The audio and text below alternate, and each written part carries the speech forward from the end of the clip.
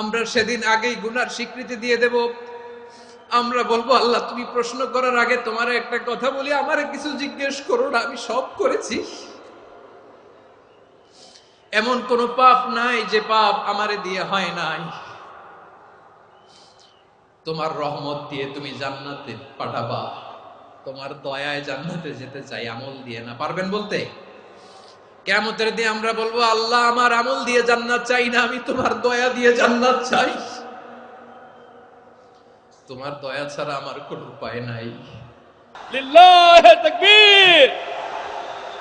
নারায়ে তাকবীর, নারায়ে তাকবীর। মিজানুর রহমান আদের সাহেবের আগমন পটুয়াখালীর পক্ষ থেকে। প্রিয় পটুয়াখালীবাসী, আপনারা কেমন আছেন সবাই? আমি তো দেখলাম যে গতকালই এসে আপনারা বসেছিলেন, কষ্ট হয় নাই? সারাদিন খাওয়া দাওয়া করতে পেরেছিলেন তো? নামাজগুলো সময় মতো পড়তে পেরেছেন? মাশাআল্লাহ, মাশাআল্লাহ। আল্লাহ তাআলা কবুল করুক, আমরা পড়ি আমিন। আপনারা শুনেছেন যে প্রতিটি বিভাগে আমরা একটি করে প্রোগ্রাম দিচ্ছি, একবার করে সফর করছি। তারই ধারাবাহিকতায় বরিশাল বিভাগের এই প্রোগ্রাম আমাদের মাসুদ ভাইয়ের কারণে বাধ্য হয়ে আমাকে পটুয়াখালীতে দিতে হয়েছে। মাসুদ ভাই এমন ভাবে ধরেছেন, রিকোয়েস্ট করেছেন, সেটাকে ডিনাই করার, রিজেক্ট করে দেওয়ার সুযোগ আর হয়নি। আলহামদুলিল্লাহ। খুব চমৎকার একটি শহর, অসাধারণ একটি নগরী। আমি উপর থেকে দেখছিলাম, খুব গোছানো, খুবই গোছানো সুন্দর একটি শহর, আলহামদুলিল্লাহ। আর পাশেই আছে আপনাদের বিশাল সমুদ্র সৈকত, যেখান থেকে সূর্যোদয় সূর্যাস্ত একসাথে দেখা যায়, ঠিক কিনা বলেন? বরিশাল বিভাগের প্রতি আগে থেকেই আমার আলাদা একটা টান, দুটো কারণে।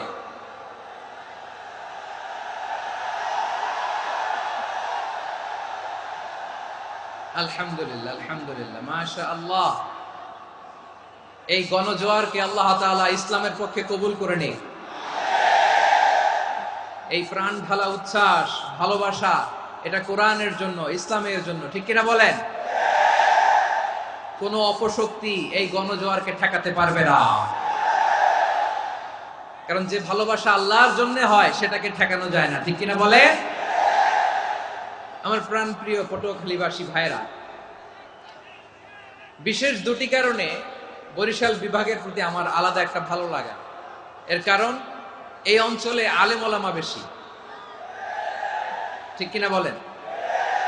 আজকের এই প্রোগ্রামে অনেক কওমি মাদ্রাসার মুহতামিম সাহেবরা এসেছেন, আমি শুনেছি।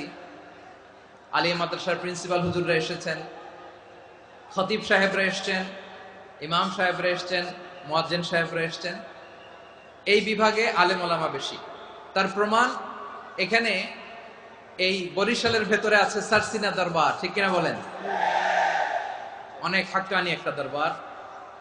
সারসিনার মরহুম পীর সাহেব হুজুরের খেদমত করেছি আমি অনেকবার, সুযোগ হয়েছিল আমার ছাত্র জামানায়। তো ওনাদের মাদ্রাসা কেন্দ্রিক অনেক খেদমত, আলহামদুলিল্লাহ। তারপর এই বিভাগে রয়েছে চরমোনাই দরবার, ঠিক কিনা বলেন? ওনাদেরও বিশাল মাদ্রাসা, ধর্মীয় অঙ্গনে, মাদ্রাসা অঙ্গনে, রাজনৈতিক অঙ্গনে ওনাদের অনেক খেদমত। তারপরে এখানে আছে ঝালকাঠি এনএস কামিল মাদ্রাসা। আমরা কায়েসা হুজুরের কথা শুনেছি, আল ইত্তেহাদ মা আল ইখতিলাফ, মতবিরোধের সাথে ঐক্য, অসাধারণ কথা। তো এই সমস্ত বড় বড় আল্লাহওয়ালাদের আগমন এই ভূখণ্ডে হওয়ার কারণে এখানে ধর্মীয় বিশৃঙ্খলা, মারামারি কম, আছে ঐক্য, ঠিক কিনা বলেন? বরিশাল বিভাগের প্রতি আমার বিশেষ ভালোবাসার এটা একটা কারণ। দুই নম্বর কারণ হচ্ছে, আমি ঢাকাতে যে মাদ্রাসায় পড়াশোনা করেছি, দারুন নাজাত সিদ্দিকিয়া কামিল মাদ্রাসা, আমার মাদ্রাসার শিক্ষক মন্ডলীর অধিকাংশ হচ্ছে এই বরিশালের, আলহামদুলিল্লাহ। আমাদের শ্রদ্ধেয় প্রিন্সিপাল হুজুর আখম আবু বকর সিদ্দিক হাফিজাহুল্লাহ ওয়া রাআহ, উনি এলাকার সহ পুরো দারুন নাজাত মাদ্রাসার অধিকাংশ আসাতাজা ইকরাম এই ভূখণ্ডের, এই অঞ্চলের হওয়ার কারণে ছোটবেলা থেকেই বরিশালের প্রতি আমার একটি ভালোবাসা। তো আমি অন্তরের অন্তঃস্থল থেকে আবারও শুভেচ্ছা জানাতে চাই আমি আমাদের অনেক ভাইদেরকে দেখতে পাচ্ছি আপনারা বসার জায়গা পাননি, দাঁড়িয়ে আছেন এবং খুবই নিশ্চুপ, শান্ত, সুশৃঙ্খল।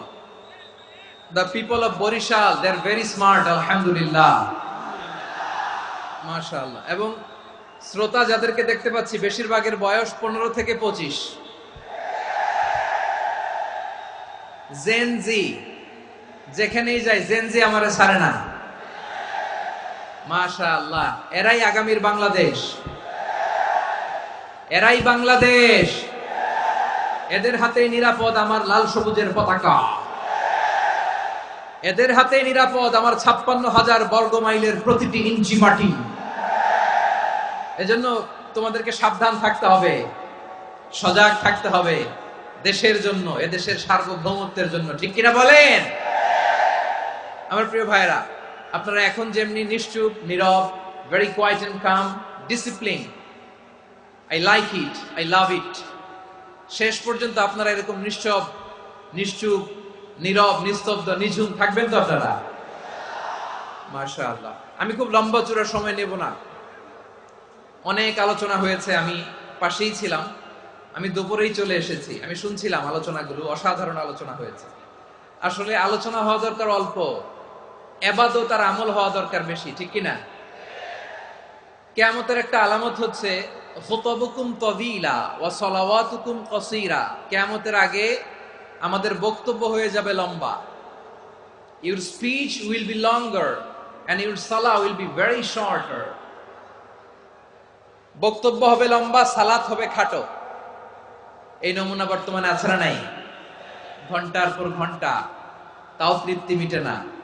অনেক জায়গায় রাত পর্যন্ত, মিডনাইট পর্যন্ত, মধ্যরাত পর্যন্ত আলোচনা হয়, এটা ঠিক নয়। বক্তব্য হবে একেবারে gist, cream of the creams, একেবারে ক্রিম কথাটা আলোচক উপস্থাপন করবেন। হেদায়েত দেওয়ার মালিক কে? ইন্নাকা লা তাহদি মান আহবাবতা ওয়ালাকিন্নাল্লাহা ইয়াহদি মান ইয়াশা। নবী হে, আপনি চাইলেই কাউকে হেদায়েত দিতে পারবেন না, হেদায়েত দেওয়ার মালিক কে? প্রিয় ভাইরা, আমি শুরুতেই দেখতে চাই যে আপনারা বরিশাল বিভাগের কে কোন জেলা থেকে আসলেন, এটা একটু জেনে খোঁজখবর নিয়ে আমি আলোচনা শুরু করবো ইনশাআল্লাহ বিইذنিল্লাহ।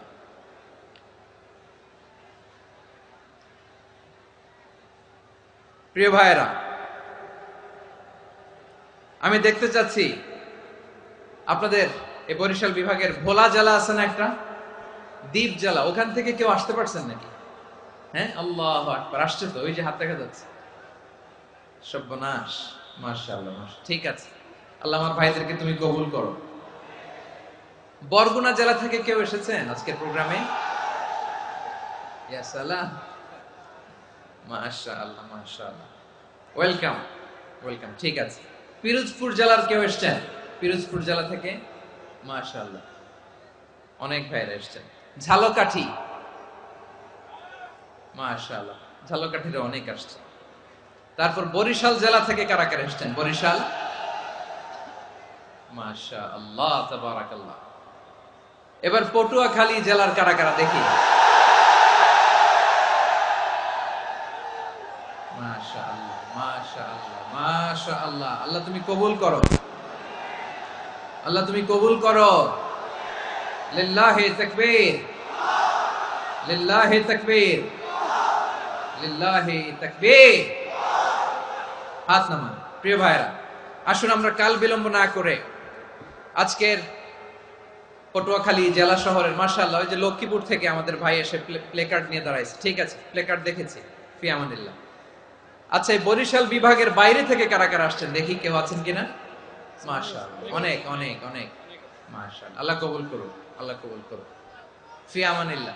চাঁদপুর, ঠিক আছে, ঠিক আছে, হ্যাঁ, ইলিশের বাড়ি চাঁদপুর, ঠিক আছে, মাশাআল্লাহ।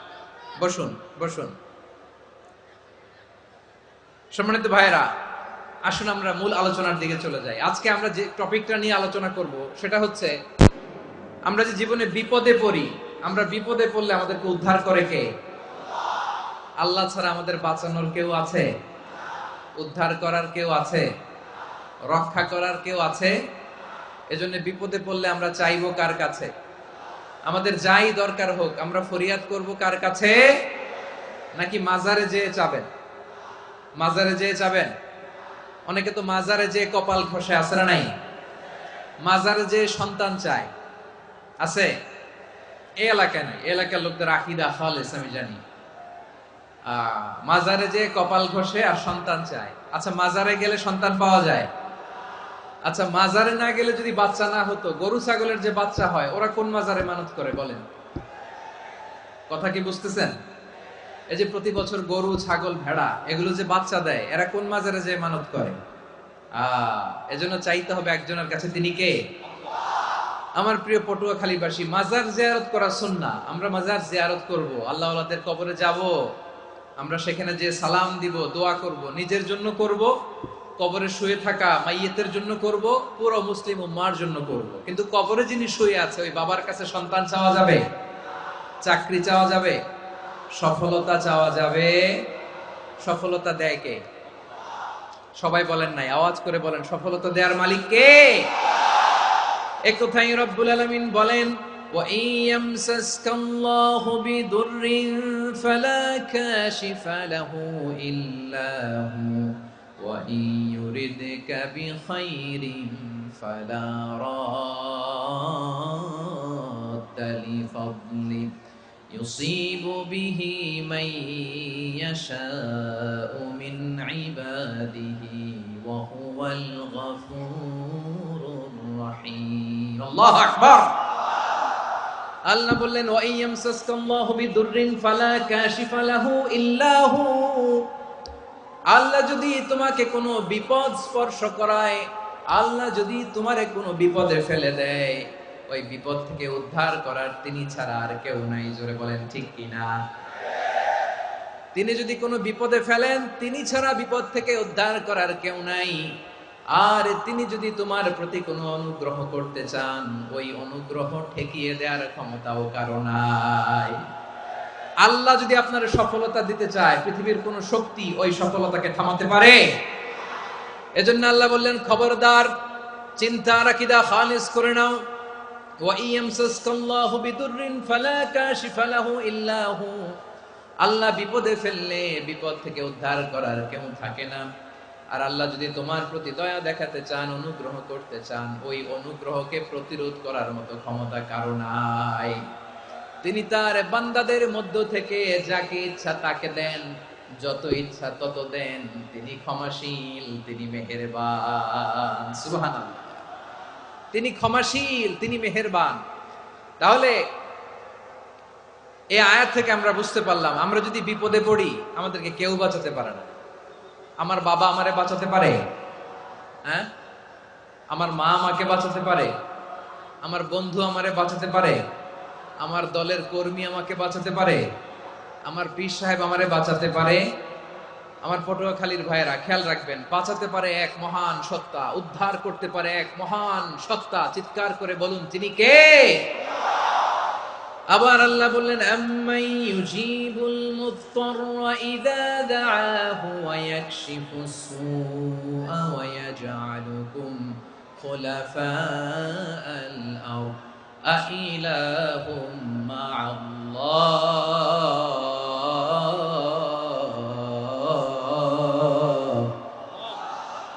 ক্বালিলাম মা তাযাক্কারুন। রব্বুল আলামিন বলেন, বিপদে পড়ে কাতর কণ্ঠে চিন্তাগ্রস্ত হয়ে যখন কেউ ফরিয়াদি হয়ে আল্লাহর ডাকে হাত তোলে, তখন ওই ব্যক্তির ডাকে সাড়া দেয় কে? সবাই বলুন। কাতর কণ্ঠে বিপন্ন অবস্থায় আপনি যখন কেঁদে কেঁদে হাত তুলে আপনার দুঃখের কথা জানান, আপনি যখন ডাকেন তারে, তখন আপনার ডাকে সাড়া দেয় কে? আল্লাহ বলে, আমি সাড়া দেই। তোমাদের বিপদকে মুক্ত করে দেয় কে? ওই আল্লাহর সাথে কোন উপাস্য আছে নাকি? কিন্তু খুব অল্প সংখ্যক লোকই তোমরা উপদেশ গ্রহণ করো। কথাটা কার? তাহলে বিপন্ন মানবতা যখন কাঁদে, মানুষ যখন বিপদে পড়ে নিরুপায় হয়ে ফরিয়াদ করে, তার ডাক শোনার কেউ নাই একজন ছাড়া। চিল্লায় বলেন তো, তিনি কে? এজন্য আমরা ফরিয়াদের হাত কার দিকে তুলব? প্রিয় পটুয়াখালী বলেন, ফরিয়াদের দুটো হাত আমরা কার দিকে তুলব? এবং খেয়াল রাখতে হবে, মাথার সাথে সেট করে নিতে হবে, আল্লাহ ছাড়া আমাকে উদ্ধার করার কেউ নাই। এই পৃথিবীতে কেউ আপন না প্রিয় ভাই। বিপদে বললে বোঝা যায় কেউ আপন না। আপন শুধু একজন মহান সত্তা, তিনি কে? এটা কি আপনারা খেয়াল রাখতে পারবেন? হ্যাঁ, বিপদে আপদে কেউ আমাদের বাঁচাতে পারে না, তরাতে পারে না, মুক্তি দিতে পারে না, উদ্ধার করতে পারে না, একমাত্র আমার প্রভু ছাড়া, আল্লাহ ছাড়া। চিল্লায় বলেন ঠিক কিনা? এবং প্রিয় পটুয়াখালীর ভাইয়েরা, মাথার সাথে এটা সেট করে নিতে হবে যে আমাদের পুরো জীবনটাই পরীক্ষা। পুরো জীবনটাই কি? The life is a test. পুরো জীবনটাই পরীক্ষা। এই জীবনে বিপদ আসবে, আপদ আসবে, পরীক্ষা আসবে, সবার জীবনে এটা থাকে। এক একজনের পরীক্ষা এক এক রকম। আমার পরীক্ষা একরকম, মাসুদ ভাইয়ের পরীক্ষা একরকম, চৌধুরী সাহেবের পরীক্ষা একরকম, আপনার পরীক্ষা একরকম, ওনার পরীক্ষা আবার আরেক রকম।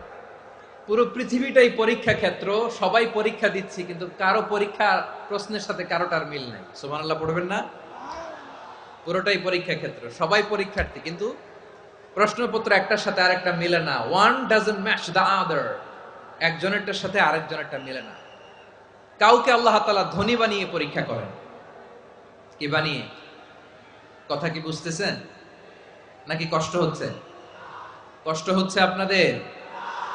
কাউকে আল্লাহ ধনী বানিয়ে পরীক্ষা করেন, আবার কাউকে আল্লাহ তাআলা গরিব বানিয়ে পরীক্ষা করেন, কাউকে আল্লাহ অসুস্থ বানিয়ে পরীক্ষা করেন। কেউ দেখবেন যে দুরারোগ্য ব্যাধিতে আক্রান্ত, ডাক্তার বলেছে আর সময় নাই, দুরারোগ্য ব্যাধি, ক্যান্সার, যার নেই কোনো অ্যান্সার, তার জন্য পরীক্ষা হচ্ছে এই রোগ। আরেক লোক দেখবেন তার আবার রোগ বালাই নাই, মাশাআল্লাহ, তাকে আল্লাহ তাআলা আর্থিক দৈন্যতা, দারিদ্রতা দিয়ে পরীক্ষা করছেন। এরকম আছে না নাই? টাকা পয়সা নাই, দিন আনে দিন খায়, যা আছে তাতে চলে না, এটা তার জন্য পরীক্ষা। আবার আরেক শ্রেণীর লোক দেখবেন তাকে আল্লাহ অসুস্থতাও দেয় নাই, দারিদ্রতাও দেয় নাই, তার দাম্পত্য জীবনের সমস্যা। আছে না নাই? স্ত্রী কথা শোনে না, অথবা ছেলে মেয়ে কথা শোনে না। তাহলে পরীক্ষা সবার জীবনে আছে, এক একজনের পরীক্ষাটা এক এক রকম। আল্লাহ তাআলা দেখতে চায় যে এই পরীক্ষার সময় আমরা কিরকম রেসপন্স করি। How to deal with the test, কিভাবে এই বিপদ আপদ পরীক্ষাগুলোকে আমরা হ্যান্ডেল করব, ডিল করব, এটা হচ্ছে আজকের আলোচনার বিষয়। বুঝতে পেরেছেন সবাই আমার প্রিয় ভাইয়েরা? তাহলে পরীক্ষাময় আমাদের জীবন, বিপদ আপদ পরীক্ষা, এটা মানুষের পিছু ছাড়ে না। সবার জীবনে পরীক্ষা আছে। নবীদের জীবনেও পরীক্ষা ছিল।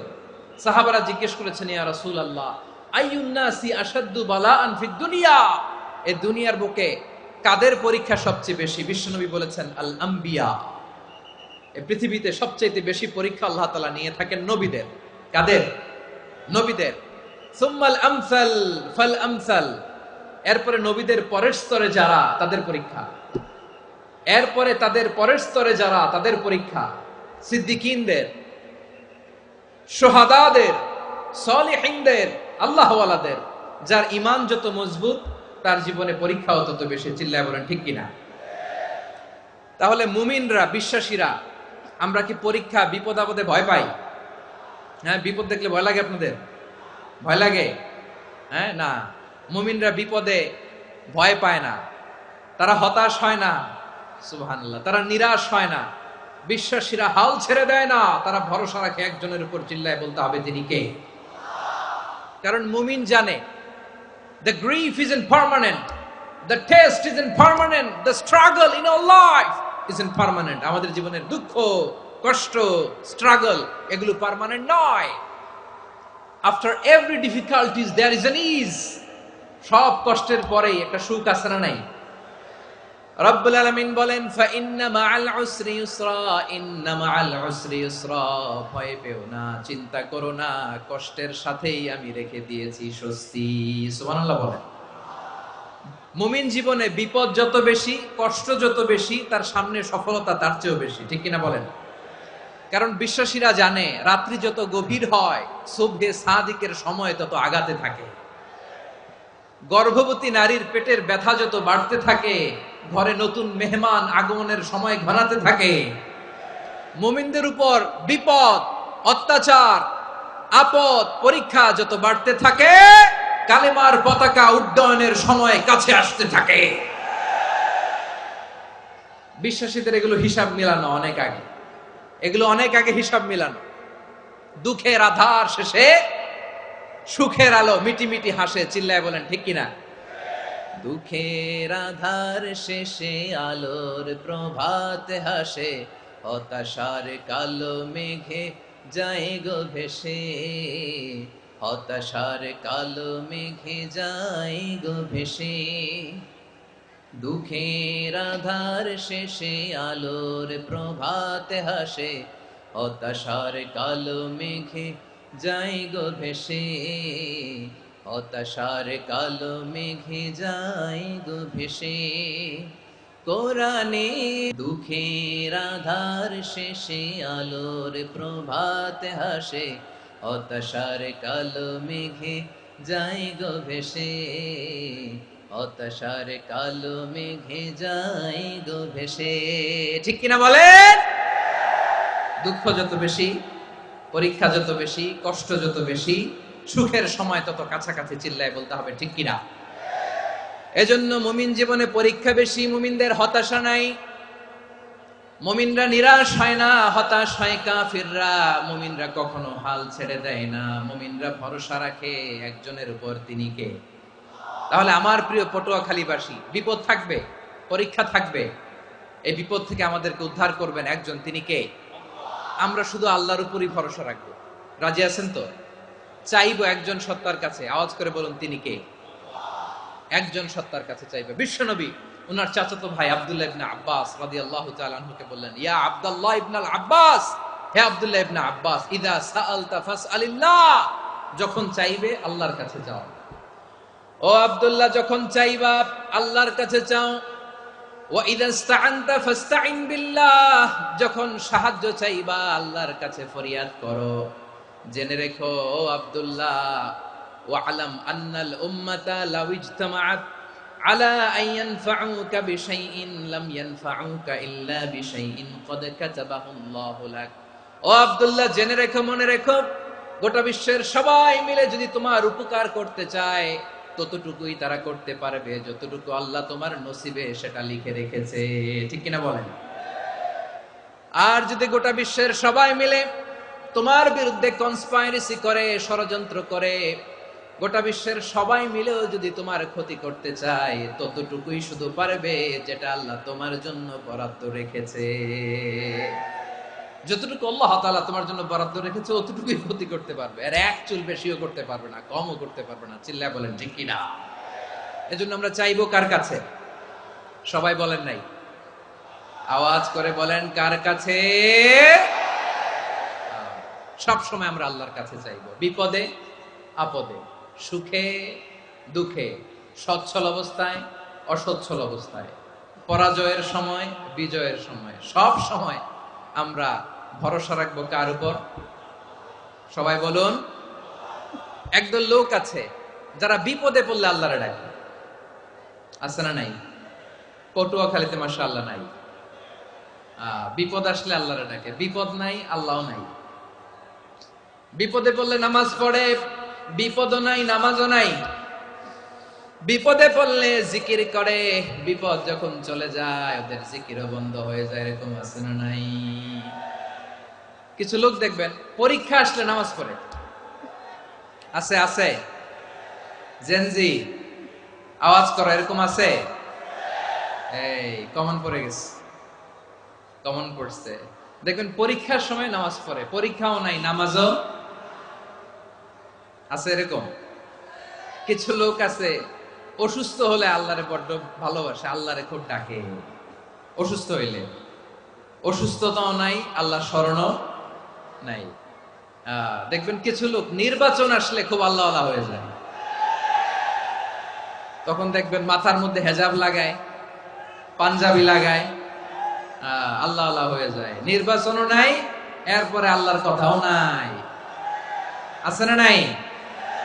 না, এরকম হওয়া যাবে না। সব সময় আমরা আল্লাহরে ডাকবো, বিপদে আপদে সব সময় ভরসা রাখবো আমরা একজনের উপর। আওয়াজ করে বলেন তিনি কে?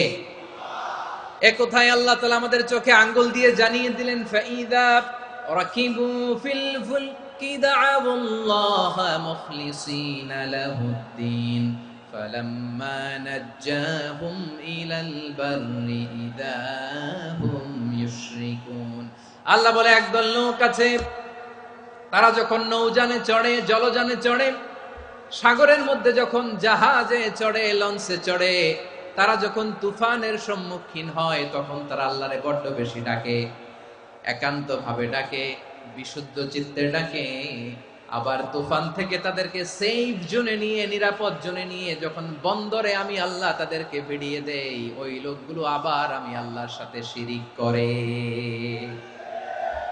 এরকম আছে না নাই জাহাজে উঠছে সাগরের মাঝখানে তুফান ওই সময় দেখবেন আল্লাহ কারে কয় এই কথা তো আপনাদেরকে বোঝানো সহজ আপনারা তো নদীর দেশের মানুষ লঞ্চে চড়েন নাই কারা কারা দেখি লঞ্চে চড়ছেন হ্যাঁ লঞ্চে চড়ে নাই এরকম একজনও নাই এখানে আচ্ছা লঞ্চে উঠছেন কে কে দেখি মাশাআল্লাহ মাশাআল্লাহ মাশাআল্লাহ ঠিক আছে আপনাদের বোঝানো সহজ আচ্ছা লঞ্চে উঠে তুফানের সম্মুখীন হয়েছেন জলোচ্ছ্বাস সবাই মাশাআল্লাহ তো এই ওয়াজ তো আপনাদের মুখস্থ ঠিক কিনা বলেন আমার বলার দরকার নাই বলেন মাঝ নদী তুফান জলোচ্ছ্বাস জলের মধ্যে উচ্ছ্বাস ঢেউ টর্নেডো সাইক্লোন মেঘের ঘনঘটা পরিবেশ ঘুটঘুটে অন্ধকার লঞ্চ একবার এদিকে আরেকবার ওইদিকে ভিতরে কি অবস্থা হয় বলেন তো হ্যাঁ তখন মুসলিম আল্লাহর ডাকে হিন্দু আল্লাহর ডাকে ঠিক কিনা বলেন আস্তিক আল্লাহর ডাকে নাস্তিক আল্লাহর ডাকে ঠিক কিনা লঞ্চের ভেতর স্টিমারের ভেতর কান্নারে রোল পড়ে যায় চিৎকারের রোল পড়ে যায় সবার মুখ দিয়ে শুধু একটা আওয়াজ লা ইলাহা লা ইলাহা লা ইলাহা সুবহানাল্লাহ আলহামদুলিল্লাহ লা ইলাহা আল্লাহ নামের জিকির করবে যারা আল্লাহর কাছে প্রিয় তারা আল্লাহর কাছে প্রিয় যারা জান্নাতে প্রবেশ করবে তারা জোরে লা ইলাহা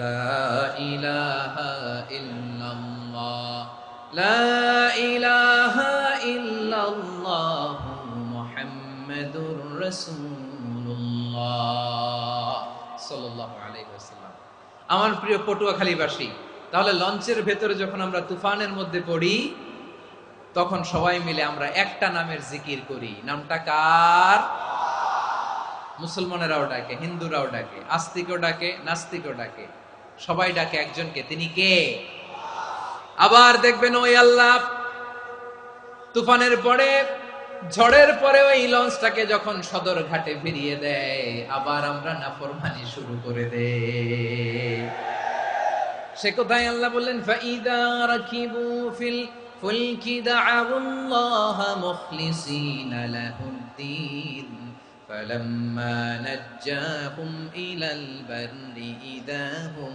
يشركون সাগরে যখন তুফানে পড়ে আমি আল্লাহর ডাকে আবার আমি আল্লাহ যখন বাঁচিয়ে দেই আবার আমি আল্লাহর সাথে শিরিক শুরু করে আমরা কি এরকম হতে চাই নাকি এরকম করবেন হ্যাঁ না আমরা তুফানে পড়লেও আল্লাহরে ডাকি আবার বাঁচায় দেওয়ার পরেও ডাকি কারে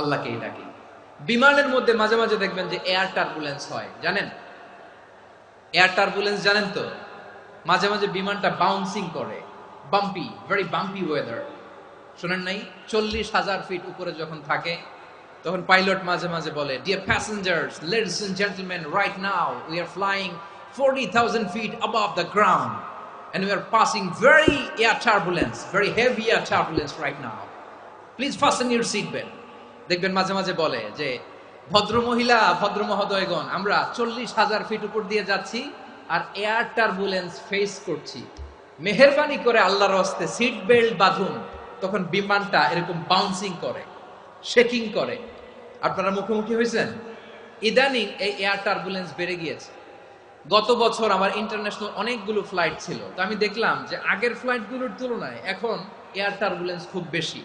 আমি একটু রিসার্চ করে দেখলাম ক্লাইমেট চেঞ্জের কারণে, জলবায়ু পরিবর্তনের কারণে আকাশের বাতাসের মুভমেন্টে পরিবর্তন হয়েছে, ফলে এখন বিমান শেকিং করে বেশি, বাউন্সিং, বাম্পি ওয়েদার। তো বলেন তো 40,000 ফিট উপরে যখন আপনি, কয় হাজার ফিট, সবাই বলুন কয় হাজার ফিট, 40,000 ফিট উপরে যখন আপনি, তখন যখন বিমানটা এরকম বাউন্সিং করে, সবাই যখন ভমিটিং করে বিমান নষ্ট করে দেয়, বমি করে, তখন বাঁচানোর কে আছে আল্লাহ ছাড়া? কেউ আছে? ওই মুহূর্তেও সবাই মিলে একজনের ডাকে আওয়াজ করে বলেন তিনি কে?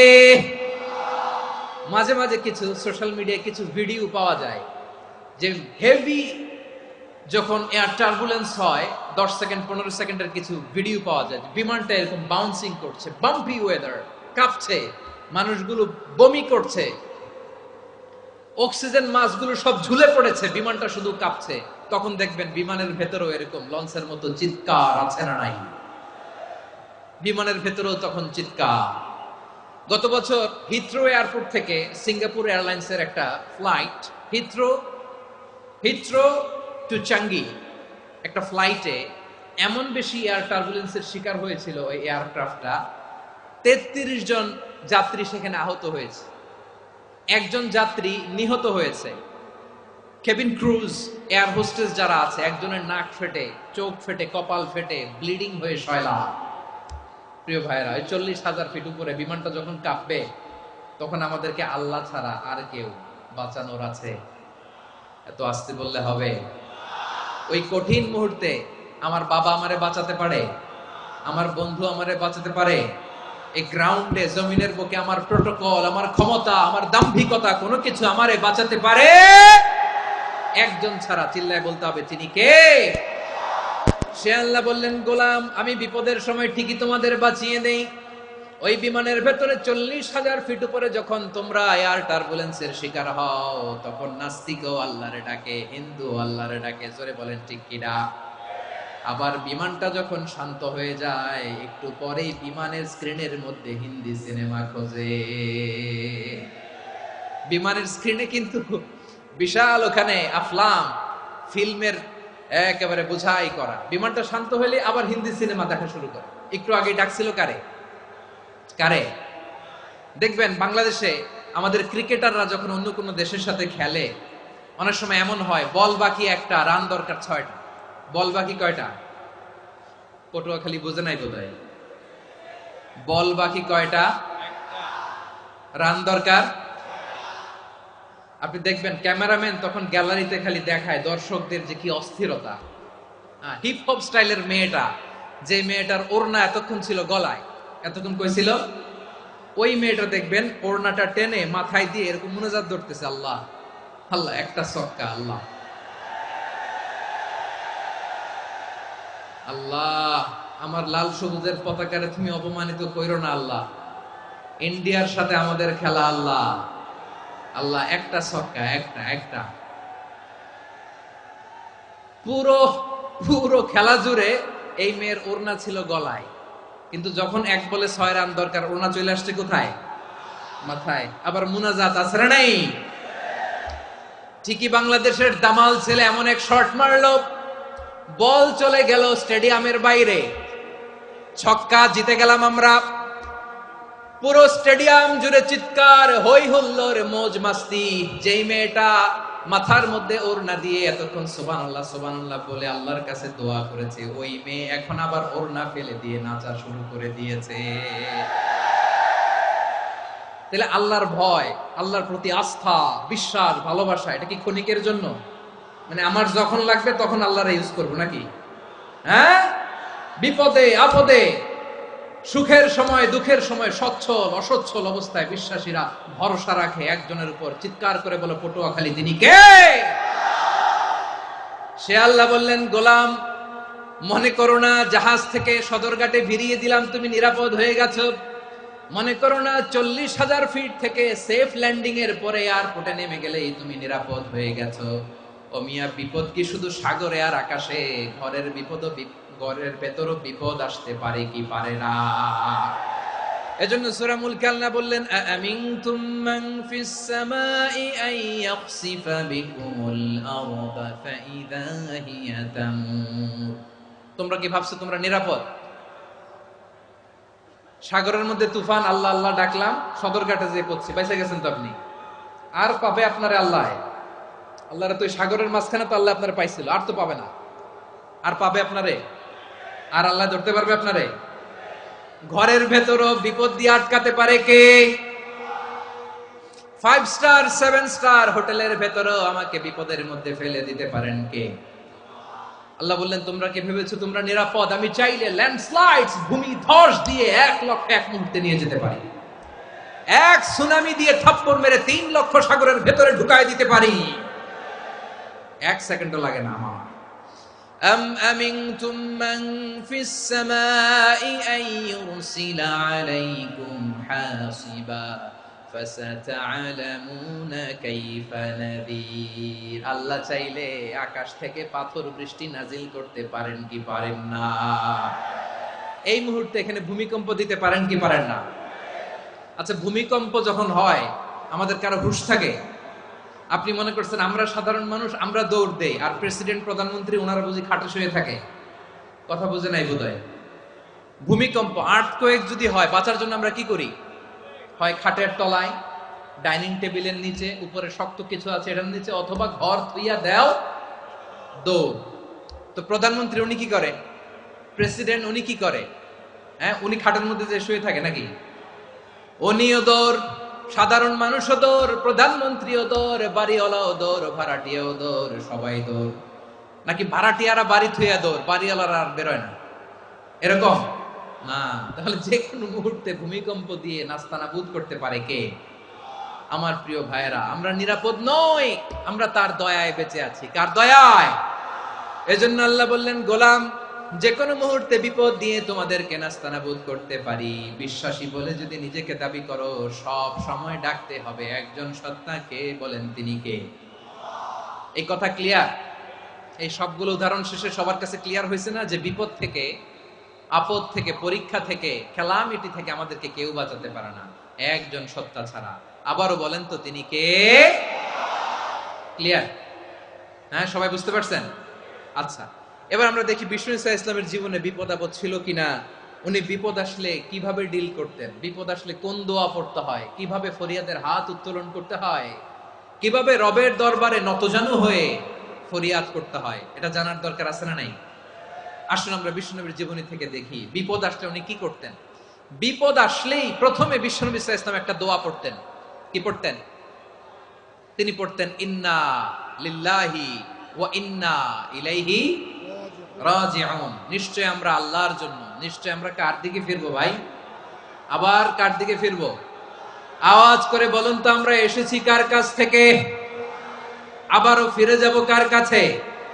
এজন্য বিষ্ণুই পড়ছেন ইন্না লিল্লাহি ওয়া ইন্না ইলাইহি রাজিউন।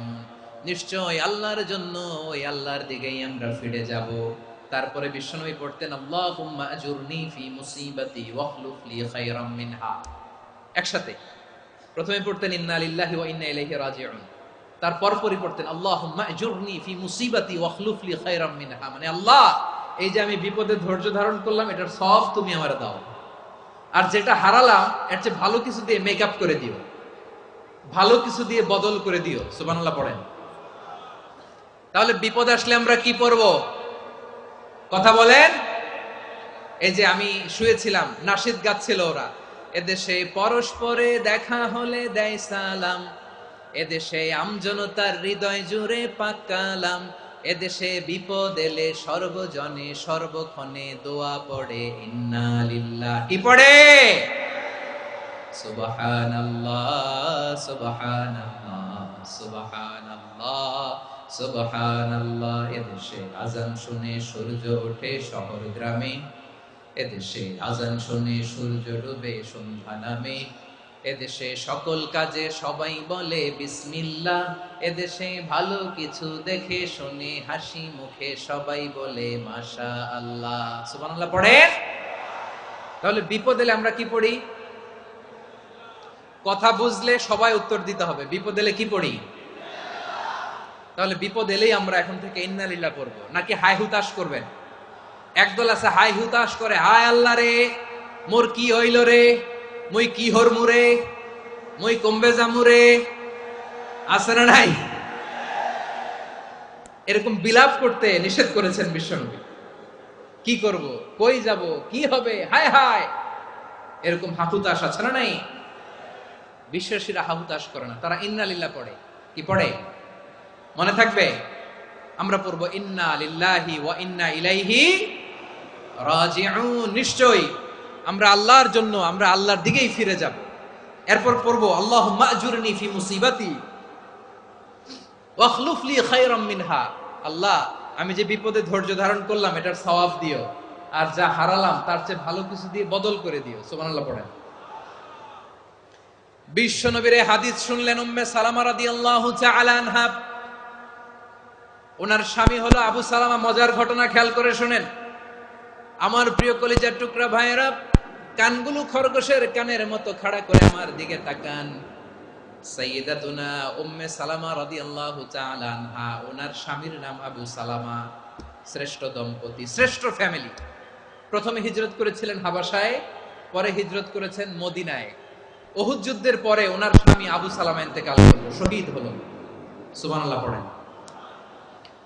যখন আবু সালামা ইন্তেকাল করলো, উম্মে সালামা রাদিয়াল্লাহু তাআলা আনহা কেঁদে কেঁদে হয়রান। আর নবীর শিখানো বাণী অনুযায়ী তিনি বারবার পড়ছিলেন ইন্না লিল্লাহ। কি পড়ছিলেন? মুই কই জামু, কি হরমু, এগুলো বলে নাই। কি বলছে? ইন্না লিল্লাহ। যেহেতু বিশ্বনবী বলেছেন কেউ যদি বিপদের প্রথম ধাক্কায় পড়ে ইন্না লিল্লাহি ওয়া ইন্না ইলাইহি রাজিউন, আল্লাহুম্মা আজুরনি ফি মুসিবাতি ওয়াখলুফ লি খায়রাম মিনহা, তাহলে এই বিপদে যে সে যা হারালো তার চেয়ে শ্রেষ্ঠ কিছু দিয়ে আল্লাহ তার বদল দিয়ে দিবে। এই হাদিস শুনে উম্মে সালামা রাদিয়াল্লাহু তাআলা আনহা ওনার প্রাণ প্রিয় স্বামী আবু সালামার ইন্তেকালের পরে চোখের পানি ছাড়ে আর পড়ে ইন্না লিল্লাহি ওয়া ইন্না ইলাইহি রাজিউন, আল্লাহুম্মা আজুরনি ফি মুসিবাতি ওয়াখলুফ লি খায়রাম মিনহা। বারবার এই দোয়া পড়ে চোখের পানি ছাড়ে, এই দোয়া পড়ে চোখের পানি ছাড়ে, আর মনে মনে বলে আবু সালামার মতো ভালো মানুষ মদিনাতে নাই, আবু সালামার চেয়েও ভালো মানুষ মদিনাতে নাই, তার চেয়ে ভালো মানুষ কি করে আল্লাহ তাআলা আমারে দিবে, তার চেয়ে ভালো মানুষ তো আমি মদিনাতে দেখি না। চোখের পানি দিয়ে বুক ভাসায় আর নবীর হাদিসের উপর আমল করে পড়ে ইন্না লিল্লাহি ওয়া ইন্না ইলাইহি রাজিউন, ইন্না লিল্লাহি ওয়া ইন্না ইলাইহি রাজিউন। পড়তে পড়তে চোখের পানি ছাড়ে আর চিন্তা করে বিশ্বনবী বললেন এই দোয়া পড়লে যেটা হারালাম তার চেয়ে ভালো কিছু দিয়ে আল্লাহ পুরস্কার দেয়। আবু সালামার চেয়ে ভালো মানুষ মদিনার মধ্যে আর কে হতে পারে? কি আজীব তামাশা, কি অবাক করা ঘটনা। কিছুদিন পরে দেখা গেল সাইয়্যিদুল মুরসালিন রাহমাতাল লিল আলামিন স্বয়ং বিশ্ব নবী উম্মে সালামাকে বিয়ের প্রস্তাব পাঠিয়েছে। স্বয়ং বিশ্ব নবী উম্মে সালামা রাদিয়াল্লাহু তাআলা আনহাকে বিয়ের প্রস্তাব পাঠিয়েছেন। উনি রাজি হয়ে গেলেন, বিয়ে হয়ে গেল, উনি হয়ে গেলেন উম্মুল মুমিনিন, আমাদের মা, পুরো মুসলিম উম্মার মা। চিৎকার করে বলেন আল্লাহু আকবার। তাহলে আমার প্রাণ প্রিয় ভাইয়েরা, বিপদে পড়লে আমরা পড়বো ইন্না লিল্লাহি ওয়া ইন্না ইলাইহি রাজিউন, আল্লাহুম্মা আজুরনি ফি মুসিবাতি ওয়াখলুফ লি খায়রাম মিনহা। পড়বেন? পড়বেন না? যারা যারা বিপদ আসলে এই দোয়াটা পড়বেন এখন থেকে আওয়াজ করে ইনশাআল্লাহ বলেন। যা হারাইছেন তার চেয়ে শ্রেষ্ঠ জিনিস দিয়ে বদলা দিবে কে? বিশ্বাস হয়? একটু সন্দেহ লাগে মনে হয়, একটু সন্দেহ সন্দেহ আছে? যাদের বিশ্বাস হবে তাদেরকে আল্লাহ উত্তম বদলা দিবে, ঠিক কিনা বলেন? তাহলে বিপদে পড়লেই প্রথমে আমরা এটা পড়ব। দোয়াগুলো যদি এখন মুখস্থ না হয়, এই যে রেকর্ডিং হচ্ছে পেয়ে যাবেন, কালকেই পেয়ে যাবেন, শুনে শুনে মুখস্থ করবেন। আমার মায়েরা, আমার বোনেরা, আপনাদের জন্য 3টি মাঠের অ্যারেঞ্জমেন্ট করা হয়েছে, আমি জানি। আপনারাও এই দোয়াগুলো পড়বেন, আপনার স্বামীকে শেখাবেন, সন্তানকে শেখাবেন, আপনার পুরো পরিবারটাকে জান্নাতের টুকরো বানিয়ে দিবে কে? তাহলে বিপদ আসলে প্রথমে কি পড়তে হবে এটা জেনে গেলাম। এরপরে বিপদ আসলে নিজেকে কি করে আল্লাহর কাছে সঁপে দিতে হয় এটাও জানার দরকার আছে না নাই? বিপদে প্রথমে ইন্না লিল্লাহ পড়লাম, ধৈর্য ধারণ করলাম, বিপদ থেকে উদ্ধারের সর্বোচ্চ চেষ্টা করলাম। আমার কাজ যখন শেষ তখন আমি আমার এই বিষয়টা আল্লাহর কাছে সঁপে দিব। কার কাছে সুপর্দ করব? কার কাছে? বিপদে বললে কেমন করে নিজেকে আল্লাহর কাছে সঁপে দিতে হয়, আসুন সাইয়েদনা ইব্রাহিম আলাইহিস সালামের জীবনী থেকে জানি। আল্লাহর খলিল ইব্রাহিম আলাইহিস সালাম আমাদের মতো সমাজ ব্যবস্থা পায় নাই। আমরা জন্মের পরে আমাদের কানের ভেতরে আজান দিয়েছে কে? একামত দিয়েছে কে? আমাদের বাপ দাদারা আমাদের কানে আজান দিয়েছে কি? দেয় নাই। আমাদের জন্মের পরেই তো আজান, একামত। বাড়ির পাশে মসজিদ, প্রতিদিন আজান, জুমার খুতবা, প্রতি মাসে মাসে তাফসিরুল কোরআন মাহফিল, মসজিদ, মিনারা, অভাব নাই। ঠিক কিনা বলেন? আপনি যেই সুন্দর ইসলামিক এনভায়রনমেন্ট পেয়েছেন, আমাদের ইব্রাহিম খলিল উনিও কি এরকম পেয়েছিলেন? হ্যাঁ, উনি জন্মের পর পরে ওনার কানে আজান দিয়েছে কেউ? আমার প্রিয় ভাইরা, আগা গোড়া একটা শিরকি পরিবেশ উনি জন্মগ্রহণ করেছেন। উনি ছাড়া ওই তল্লাটে একজনও আল্লাহর উপর বিশ্বাসী নাই। কল্পনা করতে পারেন? গোটা তল্লাটে, গোটা দেশে বিশ্বাসী মুমিন, আল্লাহর উপর বিশ্বাস স্থাপনকারী কয়জন? সবাই বলেন কয়জন? বাকি সব মুশরিক। বাকি সব মুশরিক নিজের সাথে নিজে শক্ত বোঝাপড়া করে, অ্যানালজি করে, সেলফ কনভারসেশন করে উনি মহা সত্যের সন্ধান পেয়েছে। উনি আকাশের তারা দেখে ভাবে মনে হয় এটাই আমার খোদা, পরে দেখে তারা নাই, মনে মনে বলে না তাইলে এটা না। আবার চাঁদ দেখে বলে চাঁদটা বড় মায়া লাগে, মনে হয় এটাই আমার রব, পরে দেখে চাঁদও নাই, কয় না এটা না। এরপরে দ্বীপ প্রহরের জলজলে সূর্যটা খাঁ খাঁ করে গোটা পৃথিবীটারে রৌদ্র দিয়ে তাতিয়ে রাখে। তিনি ভাবলেন মনে হয় এটাই আমার রব, কারণ এটাই তো সবচেয়ে বড়। কিন্তু বিকেল বেলা ওই সূর্যটাও যখন চলে যায়, সাইয়েদনা ইব্রাহিম বলে না এটাও তো নাই, আমার খোদা যদি আমারে ছেড়ে চলে যায়, বিপদে পড়লে আমারে উদ্ধার করবে কে? এভাবে নিজের সাথে অ্যানালজি, সেলফ কনভারসেশন করতে করতে করতে তিনি মহা সত্যের সন্ধান পেয়েছেন। সুবহানাল্লাহ পড়েন। সব শেষে তিনি ডিসিশন নিয়ে ঘোষণা দিলেন, ইন্নী ওয়াজ্জাহাতু ওয়াজহিয়া লিল্লাযী ফাতারাস সামাওয়াতি ওয়াল আরদা হানিফান ওয়া মা আনা মিনাল মুশরিকিন। নিশ্চয় আমি এমন সত্তার দিকে মনোনিবেশ করলাম, মুখাপেক্ষী হলাম, যিনি আকাশ বানিয়েছেন, জমিন বানিয়েছেন, আমি মুশরিক নই। সুবহানাল্লাহ। পারতেন? আপনি পারতেন? কেউ নাই, লক্ষ লক্ষ মুশরিক, আপনি একা। ওনার মতো এরকম বিচক্ষণতা দিয়ে আল্লাহরে খুঁজে পাইতে পারতেন আপনি? কি নবী ছিল, আল্লাহকে খুঁজে পেয়েছে। যখন আল্লাহর ইবাদত শুরু করলো, এই কথা ছড়ায় পড়লো চারদিকে। নমরুদ সাইয়েদনা ইব্রাহিমকে ডেকে পাঠালেন। নমরুদ বলে, ইব্রাহিম তুমি নাকি মূর্তির পূজা না করে কোন নতুন রবের ইবাদত করো, কে তোমার রব? সাইয়েদনা ইব্রাহিম বললেন, রব্বি আল্লাযী ইউহয়ী ওয়া ইউমীত, আমি এমন রবের ইবাদত করি যিনি জীবন দেন, যিনি মৃত্যু দেন। নমরুদ বলে, তাই নাকি? তোমার রব জীবন দেয়, মৃত্যু দেয়? আর এটা তো আমি দেই, আমিও তো জীবন দেই, আমিও তো মৃত্যু দেই। সাইয়েদনা ইব্রাহিম বললেন, কেমন করে তুমি জীবন দাও, মৃত্যু দাও, একটু দেখাও তো। নমরুদ জেলখানা থেকে দুজন কয়েদিকে ডেকে আনলো। কয়েদি এনে অর্ডার করলো, একটাকে এখনই শিরোচ্ছেদ, হেড অফ, ডেথ পেনাল্টি, মৃত্যুদণ্ড দেয়া হলো। ফিনকি দিয়ে রক্ত বের হলো। নমরুদ বলে, দেখো দুজনকে ধরে আনলাম, একজন কয়েদিকে দিলাম ডেথ পেনাল্টি, মৃত্যুদণ্ড, ওরে মৃত্যু দিলাম। আরেকজন যে দাঁড়িয়ে আছে, চাইলে ওরেও আমি মৃত্যুদণ্ড দিতে পারি, কিন্তু না, ওরে আমি দিব না, ওরে আমি বাঁচাইয়া দিলাম, ছেড়ে দিলাম, মানে জীবন দিলাম। দেখো ইব্রাহিম, তোমার চোখের সামনে একজনরে মৃত্যু দিলাম, আর একজনরে জীবন দিলাম। আপাত দৃষ্টিতে তাই তো, একজনরে তো জীবন দিল, আরেকজনরে মৃত্যু দিল। সাইয়েদনা ইব্রাহিম এবার বিপাকে পড়ে গেলেন। কিন্তু এক একজন নবীকে আল্লাহ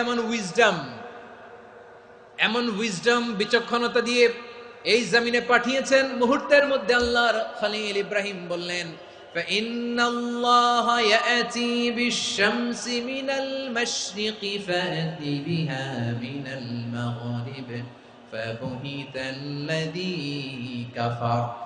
আল্লাহর খলিল ইব্রাহিম বললেন, নমরুদ বুঝলাম তুমি জীবন দাও, মৃত্যু দাও, দেখলাম, কিন্তু আমার রব, আমার আল্লাহ প্রতিদিন সকালবেলা উষা লগ্নে ওই পূর্ব দিগন্ত থেকে সূর্যটাকে উদিত করেন, সাঁঝের বেলা, বিকেল বেলা, কুথুরি লগ্নে, সন্ধ্যা বেলা ওই দ্বিপ্রহরের জল জলে সূর্যটাকে পশ্চিম দিগন্তে ডুবিয়ে দেন। মানে সকালবেলা পূর্ব দিক থেকে উদিত করা সূর্যটাকে পশ্চিম দিকে বিকেলে তিনি ডুবিয়ে দেন। তুমি যদি পারো ওই সূর্যটাকে পশ্চিম দিক থেকে উদিত করে পূর্ব দিকে ডুবিয়ে দাও। সুবহানাল্লাহ পড়বেন না? দেখেন, ইনস্ট্যান্ট ইন্টেলেক্ট, মুহূর্তে বিচক্ষণতা, উইজডম কাকে বলে? নমরুদ পারবে? নমরুদের বাপ পারবে? ওর দাদা, ওর 14 গোষ্ঠী, গোটা বিশ্বের সব ক্ষমতাধর রাষ্ট্রনায়করা একসাথে হলে পারবে? ফাবুহিতাল্লাযী কাফার পারে নাই, ব্যর্থ হয়েছে। এবার তেলে বেগুনে জ্বলে উঠেছে, রেগে মেগে আগুন বলে ফালকুহু ফিল জাহিম। ওর সাথে তর্ক নাই, না পেরে এবার এটারে আগুনে ফেলা। বিশাল বিশাল গাছ কেটে লাকড়ি এনে আগুনের কুণ্ডলি বানানো হলো, দাও দাও দাও দাও করে আগুন জ্বলে। আল্লাহর খলিল ইব্রাহিমকে আগুনে নিক্ষেপ করা হবে। আল্লাহর খলিল সাইয়েদনা ইব্রাহিমের হাতের মধ্যে রশি দিয়ে টাইট করে বাঁধা হলো, পায়ের মধ্যেও টাইট করে রশি দিয়ে বাঁধা হলো। আল্লাহর খলিল ইব্রাহিমকে আগুনের কুণ্ডলির মধ্যে ফেলা হবে। ওমিয়া, আপনি যে বিপদের কারণে ভয় পান, হতাশ হন, এটা কোনো বিপদ ওনার বিপদের সামনে? পটুয়াখালী আওয়াজ করে বলুন, সাইয়েদনা খলিল ইব্রাহিমের বিপদের সামনে আমাদের বিপদগুলো কোনো বিপদ? এটা কোনো বিপদই না, এটা কোনো বিপদই না। হাত পা বেঁধে টাইট করে নিক্ষেপ করা হবে, সিম্পলি ফেলা যাবে না, কারণ দাও দাও করে দ্য ব্লেজিং ফায়ার, এমন আগুনের কুণ্ডলি, কাছে যাওয়া যায় না, আগুনের উত্তাপে নিক্ষেপ করা হবে। হাতে রশি বেঁধে পায়ে রশি বেঁধে আল্লাহর খলিল ইব্রাহিম আলাইহিস সালামকে আগুনের মধ্যে নিক্ষেপ করা হবে। আহা, এটার বলে অগ্নি পরীক্ষা। উনি অগ্নি পরীক্ষার সম্মুখীন হয়েছিলেন। এজন্য কঠিন পরীক্ষাকে আমরা অগ্নি পরীক্ষার সাথে তুলনা করি, ঠিক কি না? সাইয়েদনা জিবরাইল এসে বললেন, ও আল্লাহর খলিল, ওরা তো আপনার হাতও বেঁধে ফেললো, পাও বেঁধে ফেললো, নড়াচড়ার সুযোগ নাই, বলেন আমি জিবরিল ফেরেশতা আপনার জন্য কি করতে পারি? আল্লাহর খলিল ইব্রাহিম বলেন, ও জিবরাইল, তোমার কাছে আমার কোনো চাওয়া পাওয়া নাই। সুবহানাল্লাহ বলেন। তোমার কাছে বলার কিছু নাই, তোমার সাহায্যের আমার দরকার নাই। সাইয়েদনা ইব্রাহিম আলাইহিস সালামকে হাতে পায়ে রশি বেঁধে হাত পা বাঁধা অবস্থায় জ্বলন্ত অগ্নিকুণ্ডে যখন নমরুদের দলবল নিক্ষেপ করবে, আল্লাহর খলিল কিভাবে নিজেকে আল্লাহর কাছে সঁপে দিয়েছেন, পটুয়াখালীর ভাইরা খেয়াল করে শুনুন। হাত পা বেঁধে আল্লাহর খলিলকে যখন নিক্ষেপ করা হবে, তিনি মুখ ফুটে বলে ফেললেন, হাসবুনাল্লাহু ওয়া নি'মাল ওয়াকিল। হাসবুনাল্লাহু ওয়া নি'মাল ওয়াকিল, আমার জন্য আল্লাহই যথেষ্ট, আমার জন্য আল্লাহই যথেষ্ট। তিনি আমার সবচেয়ে বড় গার্ডিয়ান, তিনি আমার সবচেয়ে বড় অভিভাবক। জিব্রাইলের সাহায্যে অফারকে ফিরিয়ে দিলেন। দুনিয়ার বুকে কারো কাছে কিছু বলেন নাই, মুখ ফুটে বলেছেন হাসবুনাল্লাহ। ও আমার পটুয়াখালীর প্রাণের ভাইয়েরা, খেয়াল রাখবেন, কোন বান্দা তার হাতে থাকা সব চেষ্টাটুকুন করার পরে মুখ ফসকে মুখ দিয়ে যখন বলে ফেলে হাসবুনাল্লাহ, বান্দা যখন হাসবুনাল্লাহ বলে ফেলে, ওই ব্যাপারটা ডিল করার দায়িত্ব স্বয়ং আল্লাহ আরশের উপর থেকে নিয়ে নেয়। আপনি যখন বলে ফেলবেন হাসবুনাল্লাহ, এটা ডিলিং করবে কে তখন? চিল্লায় বলেন না, তিনি কে? বান্দা তার সাধ্যের সবটুকু চেষ্টার পরে নতজানু হয়ে যখন বলবে হাসবুনাল্লাহ, আল্লাহ তুমি আমার জন্য যথেষ্ট, নি'মাল ওয়াকিল, তুমি আমার শ্রেষ্ঠ অভিভাবক, তখন তার কি দরকার না দরকার এটা ডিল করে স্বয়ং আল্লাহ। নিক্ষেপ করা হলো সাইয়েদনা ইব্রাহিমকে অগ্নিকুণ্ডলিতে। হাজার হাজার মানুষের দৃশ্য দেখার জন্য জড়ো হয়েছে এরকম বিশাল ময়দানে। কিন্তু কি অবাক করা ঘটনা, সবাই ভয় পাচ্ছিল, না জানে কি হয়ে যায়। আল্লাহর খলিলকে যখন আগুনের কুণ্ডলিতে নিক্ষেপ করা হয়, আল্লাহর খলিল ইব্রাহিম আগুনের কুণ্ডলীর মধ্যে বসে বসে মানুষগুলোর দিকে তাকিয়ে হাসতে শুরু করে দেয়। কারণ আকাশ থেকে রব্বুল আলামিন স্পেশাল ভার্ডিক্ট নাজিল করেছেন, স্পেশাল হুকুম জারি করেছেন, কুলনা ইয়া নারু কুনি বারদান ওয়া সালামান আলা ইব্রাহিম। ও আগুন, খবরদার, সৃষ্টি শুরু থেকে তোকে একটা ধর্ম আমি বাতলে দিয়েছিলাম। তোর ধর্ম, আগুনের ধর্ম হলো যা পাবে জ্বালিয়ে সারখার করবে। আল্লাহ বলল, আগুন তোর ধর্ম দিয়েছিলাম, তুই সব জ্বালিয়ে পুড়িয়ে ছারখার করে দিবি, কিন্তু ক্ষণিকের জন্য আমি তোর জ্বালিয়ে দেওয়ার ক্ষমতাটাকে কেড়ে নিলাম, জ্বালিয়ে ভস্ম করে দেওয়ার ক্ষমতা আমি কেড়ে নিলাম। কুনি বারদান, ঠান্ডা হয়ে যা, কিন্তু এত বেশি ঠান্ডা হবি না আবার আমার ইব্রাহিমের জন্য সর্দি লেগে না যায়। সুবহানাল্লাহ, এত আসতে বললে হবে? কুনি বারদান, বারদ মানে বরফ, ঠান্ডা, ঠান্ডা হ, কিন্তু এত ঠান্ডা হবি না যাতে আমার ইব্রাহিমের কষ্ট হয়। আগুন বলে, আল্লাহ একবার বললাম ঠান্ডা হ, আবার বলো এত ঠান্ডা হবি না যাতে খলিলের সর্দি না লাগে। কেমন ঠান্ডা হব, কেমন এনভায়রনমেন্ট তৈরি করে দেব বলো? আল্লাহ বললেন, সালামান আলা ইব্রাহিম, আমার খলিল, আমার কলিজা, আমার ইব্রাহিমের জন্য তুই জান্নাতের গুল বাগিচা হয়ে যা। ও ভাই, নবী মুসার মতো ঈমান হলে রাস্তা হবে সাগর জলে, নবী ইউসুফের মতো ঈমান হলে একে একে দরজা খোলে, নবী ইব্রাহিমের মতো ঈমান যদি আজও থাকে বিদ্যমান, অগ্নিকুণ্ডে দেখতে পাবে খুবসুরতে ফুল ভাগা। কুলনা ইয়া নারু কুনি বারদান ওয়া সালামান আলা ইব্রাহিম। বান্দা যখন মুখ দিয়ে বলে হাসবুনাল্লাহ, আমার আল্লাহ আমার জন্য যথেষ্ট, এই বলে যখন নিজেকে সঁপে দেয়, তার কি লাগবে ওই দায়িত্ব স্বয়ং নিয়ে নেয় কে? সবাই বলেন, স্বয়ং নিয়ে নেয় কে?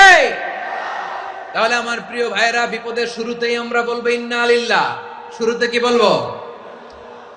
এরপরে যেই বাক্যটা পড়ে নিজের পরিস্থিতিকে আল্লাহর দরবারে সঁপে দিব, সেটা হচ্ছে হাসবুনাল্লাহ। সেটা কি? বিষ্ণু বলেন, লা ইয়াজালু লিসানুকা রাতাবান মিন যিকরিল্লাহ, সব সময় আল্লাহর স্মরণ দিয়ে, জিকির দিয়ে জিহ্বাটারে সিক্ত রাখো। আর শয়তানু জাসিমুন আলা কলবি ইবনে আদম, শয়তান বনি আদমের কলবে খামচি মেরে বসে থাকে। ফাইদা যাকারাল্লাহ খানাসা, মানুষ যখন আল্লাহর স্মরণ করে জিকির করে, শয়তান দৌড়ে পালায়। ওয়া ইদা গাফালা ওয়াসওয়াসা, যখনই বনি আদম গাফেল হয়, তখনই শয়তান তার হৃদয়ে ওয়াসওয়াসা দেয়। এজন্য বিপদে পড়লে ইন্না লিল্লাহ, নিজের সব টুকুন করার পরে, নিজের রোল প্লে করার পরে নিজেকে আমরা কি বলে সঁপে দিব? সবাই বলেন, সবাই বলতে হবে, আরো জোরে বলে, মনে থাকবে? বিপদে পড়লে প্রথমে ইন্না লিল্লাহ, এরপরে নিজেকে যখন সঁপে দিব তখন হাসবুনাল্লাহ। এরপরে কঠিন বিপদে যখন বিশ্বনবী পড়তেন তখন কি করতেন? এমন বিপদ মাঝে মাঝে হয় না, দেয়ালে পিঠ থেকে যায়, চোখে মুখে অন্ধকার, কি করব দিশা খুঁজে পাই না, এরকম হয় কখনো? হ্যাঁ, আপনাদের হয়? হয় না? কিন্তু জান্নাতে আছেন আপনারা। হয় হয় এরকম হয়েছে না যে দেয়ালে পিঠ থেকে গেছে, চোখে মুখে অন্ধকার, কই যাব, কি করব, বাঁচানোর কেউ না, এরকম হয়েছে কখনো আপনাদের? যদি হয় তাইলে এটার সলিউশন বলবো, না হইলে তো এগুলো বলে লাভ নাই। হয় হয় হয় বিশ্বনবী এরকম কঠিন বিপদে পড়েছেন জীবনের কিছু কিছু মুহূর্তে। ওই মুহূর্তে বিশ্বনবী স্পেশাল দুইটা দোয়া পড়তেন, এই দোয়াগুলো আপনাদেরকে জানিয়ে দেয়। বিশ্বনবী বলেন, কঠিনতম বিপদে যখন পড়বা, দেয়ালে পিঠ থেকে যায়, চোখে মুখে অন্ধকার, বাঁচার কোনো উপায় নাই, তখন পড়বা লা ইলাহা ইল্লা আনতা সুবহানাকা ইন্নী কুনতু মিনাজ জালিমিন। আল্লাহ, তুমি ছাড়া কোনো ইলাহ নাই, তুমি পবিত্র, নিশ্চয় আমি জালিমদের অন্তর্ভুক্ত। সুবহানাল্লাহ বলেন।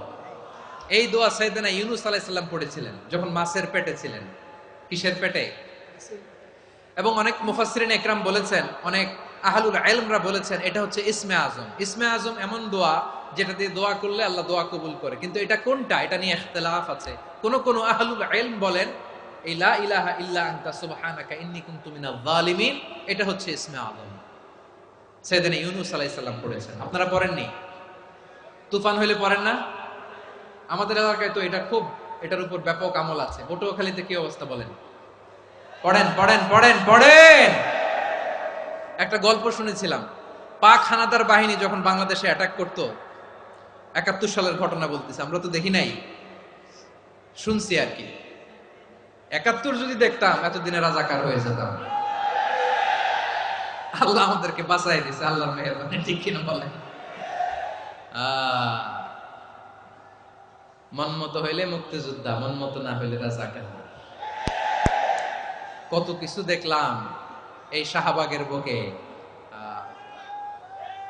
আল্লাহ, 71 সালে দেখি নাই, আমরা শুনেছি পাক হানাদার বাহিনী জিজ্ঞেস করত মুসলিম না অমুসলিম চেক করার জন্য, বলতো কালেমা বল, কালেমা বাতাও। তো যারা কালেমা বলতে পারতো পাকিস্তানি বাহিনী নাকি ওদেরকে ছেড়ে দিত, শুনেছি। তো একজনকে, এক বাঙালিরে পেয়ে তার মাথার মধ্যে বন্দুকের নল ধরে বলতেছে কালেমা বল সালে, কালেমা বাতা, কালেমা বল। তো ভয়ের চোটে এই দোয়া পড়া শুরু করছে। ও পড়তেছে লা ইলাহা ইল্লা আনতা সুবহানাকা ইন্নী কুনতু মিনাজ জালিমিন। পাকিস্তানি বলে সালে ইয়ে তো মুসিবত কা কালেমা है। বাঙালি কয় হাম তো ভি মুসিবত মে হ্যায়। পাকিস্তানি বলে বেটা কোন দোয়া বললি, এটা তো মুসিবতের কালেমা। কয় আমিও তো মুসিবতে আছি, আমার মাথার মধ্যে বন্দুক ধরে তুমি আমার কালেমা জিজ্ঞেস করো, এখন কোনটা কালিমা আর কোনটা কি দোয়া, আমার হুশ আছে নাকি? প্রিয় ভাইরা, আসলে এটা দুআউল মুসিবা, বিপদে পড়লে এ দোয়া পড়তে হয়। লা ইলাহা ইল্লা আনতা সুবহানাকা ইন্নী কুনতু মিনাজ জালিমিন। এটা পড়বেন আপনারা। এই দোয়া পড়ে সাইয়েদনা ইউনূস আলাইহিস সালাম মাছের পেট থেকে রক্ষা পেয়েছিলেন। রক্ষা করেছিল কে? তুমি ইউনূস নবীরে যখন খাইলো মাছেতে গিলিয়া, ফেরেশতা পাঠাইয়া দিলে ইসমে আজম দিয়া। প্রাণে ছিল যাহার ভয় সেথা পাইল আশ্রয়, প্রাণে ছিল যাহার ভয় সেথা পাইল আশ্রয়। মাছের পেট হতে সে যে পেল পরিত্রাণ। আল্লাহু আল্লাহু তুমি জাল্লে জালালুহু, শেষ করা তো যায় না গে তোমার গুণগান। আল্লাহু আল্লাহু, সুবহানাল্লাহ পড়ে। লা ইলাহা ইল্লা আনতা সুবহানাকা ইন্নী কুনতু মিনাজ জালিমিন। বিশ্বনবী বললেন, দেয়ালে পিঠ থেকে গেলে, চোখে মুখে অন্ধকার, বাঁচার কোনো উপায় নাই, তখন এই দোয়াটা পড়তে হবে। এই দোয়া পড়ে আল্লাহর কাছে ফরিয়াদ করলে বিপদ মুক্ত করবেন কে? কেন এই দোয়াটা আল্লাহর কাছে বড্ড প্রিয় জানেন আমার ভাইয়েরা? কারণ এই দোয়ার মধ্যে 3টা জিনিস আছে। আমি যেরকম আঙ্গুল উঁচু করেছি এরকম করেন তো। 3টা। কয়টা? 3টা। 1 নম্বরে হচ্ছে তাওহীদ, 2 নম্বরে তাসবিহ, 3 নম্বরে তাকরীর। আই রিপিট, আবারও বলছি, 1 নম্বরে তাওহীদ, 2 নম্বরে তাসবিহ, 3 নম্বরে তাকরীর। এই দোয়াটা আল্লাহর কাছে এত পছন্দনীয় কারণ এ দোয়ার প্রথম অংশে আছে তাওহীদ, আল্লাহর একত্ববাদের ঘোষণা। লা ইলাহা ইল্লা আনতা, ও আল্লাহ আপনি ছাড়া কোনো ইলাহ নাই, উপাস্য নাই। এই কথা বললে আল্লাহ বড্ড খুশি হয়ে যায়, সুবহানাল্লাহ পড়েন। এ দোয়ার দ্বিতীয় অংশে আছে তাসবিহ, মানে আল্লাহর প্রশংসা, প্রশংসা সূচক বাণী। সুবহানাক সুবহানাক সুবহানাক, ও আল্লাহ আমি আপনার পবিত্রতা ঘোষণা করছি, সুবহানাক। এই কথা শুনলেও আল্লাহ খুশি হয়ে যায়, সুবহানাল্লাহ পড়েন। এই দোয়ার তৃতীয় অংশে আছে তাকরীর। তাকরীর মানে পাপের স্বীকৃতি। তাকরীর মানে কি?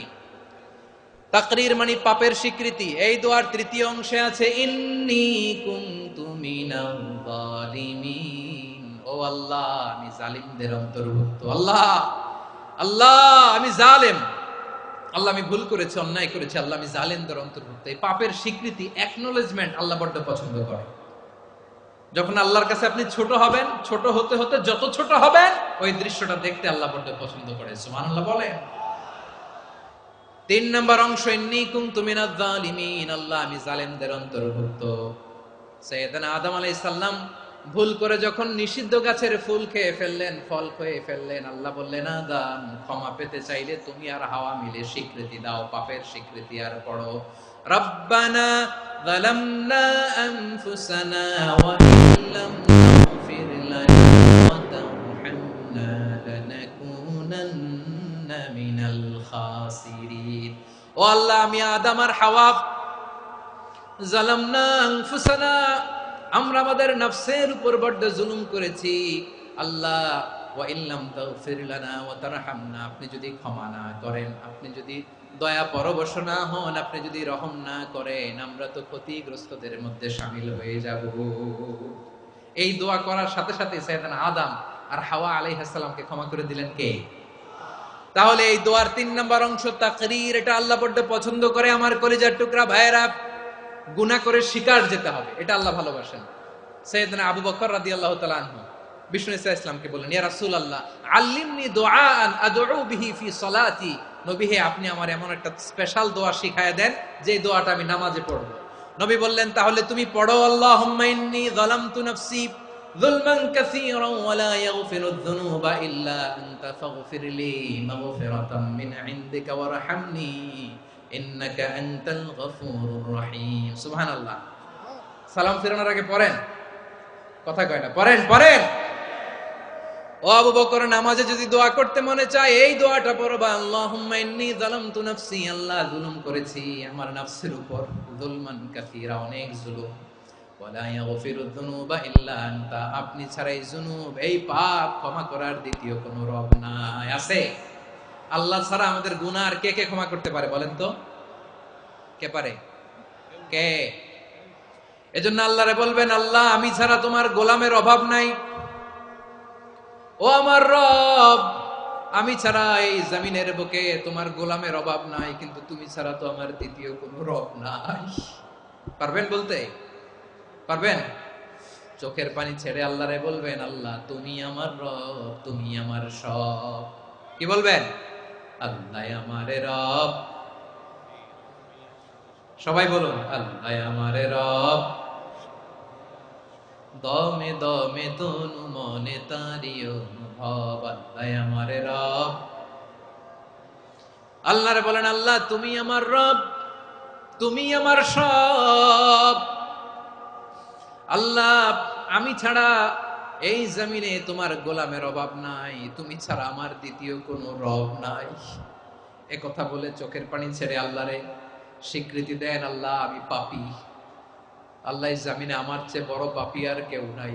ওযু করে সিজদায় লুটিয়ে পড়ে চোখের পানি ছেড়ে আল্লাহরে পাপের স্বীকৃতি দেন, আল্লাহ এমন কোন জুলুম নাই, গুনাহ নাই আমি করি নাই, সগীরা কবিরা, জেনে না জেনে, ইচ্ছায় অনিচ্ছায়, শিরকি বেদাতি সব গুনাহ করেছি। আল্লাহ আকাশের নিচে জমিনের উপরে আমার চেয়ে বড় গুনাহগার আর কেউ নাই।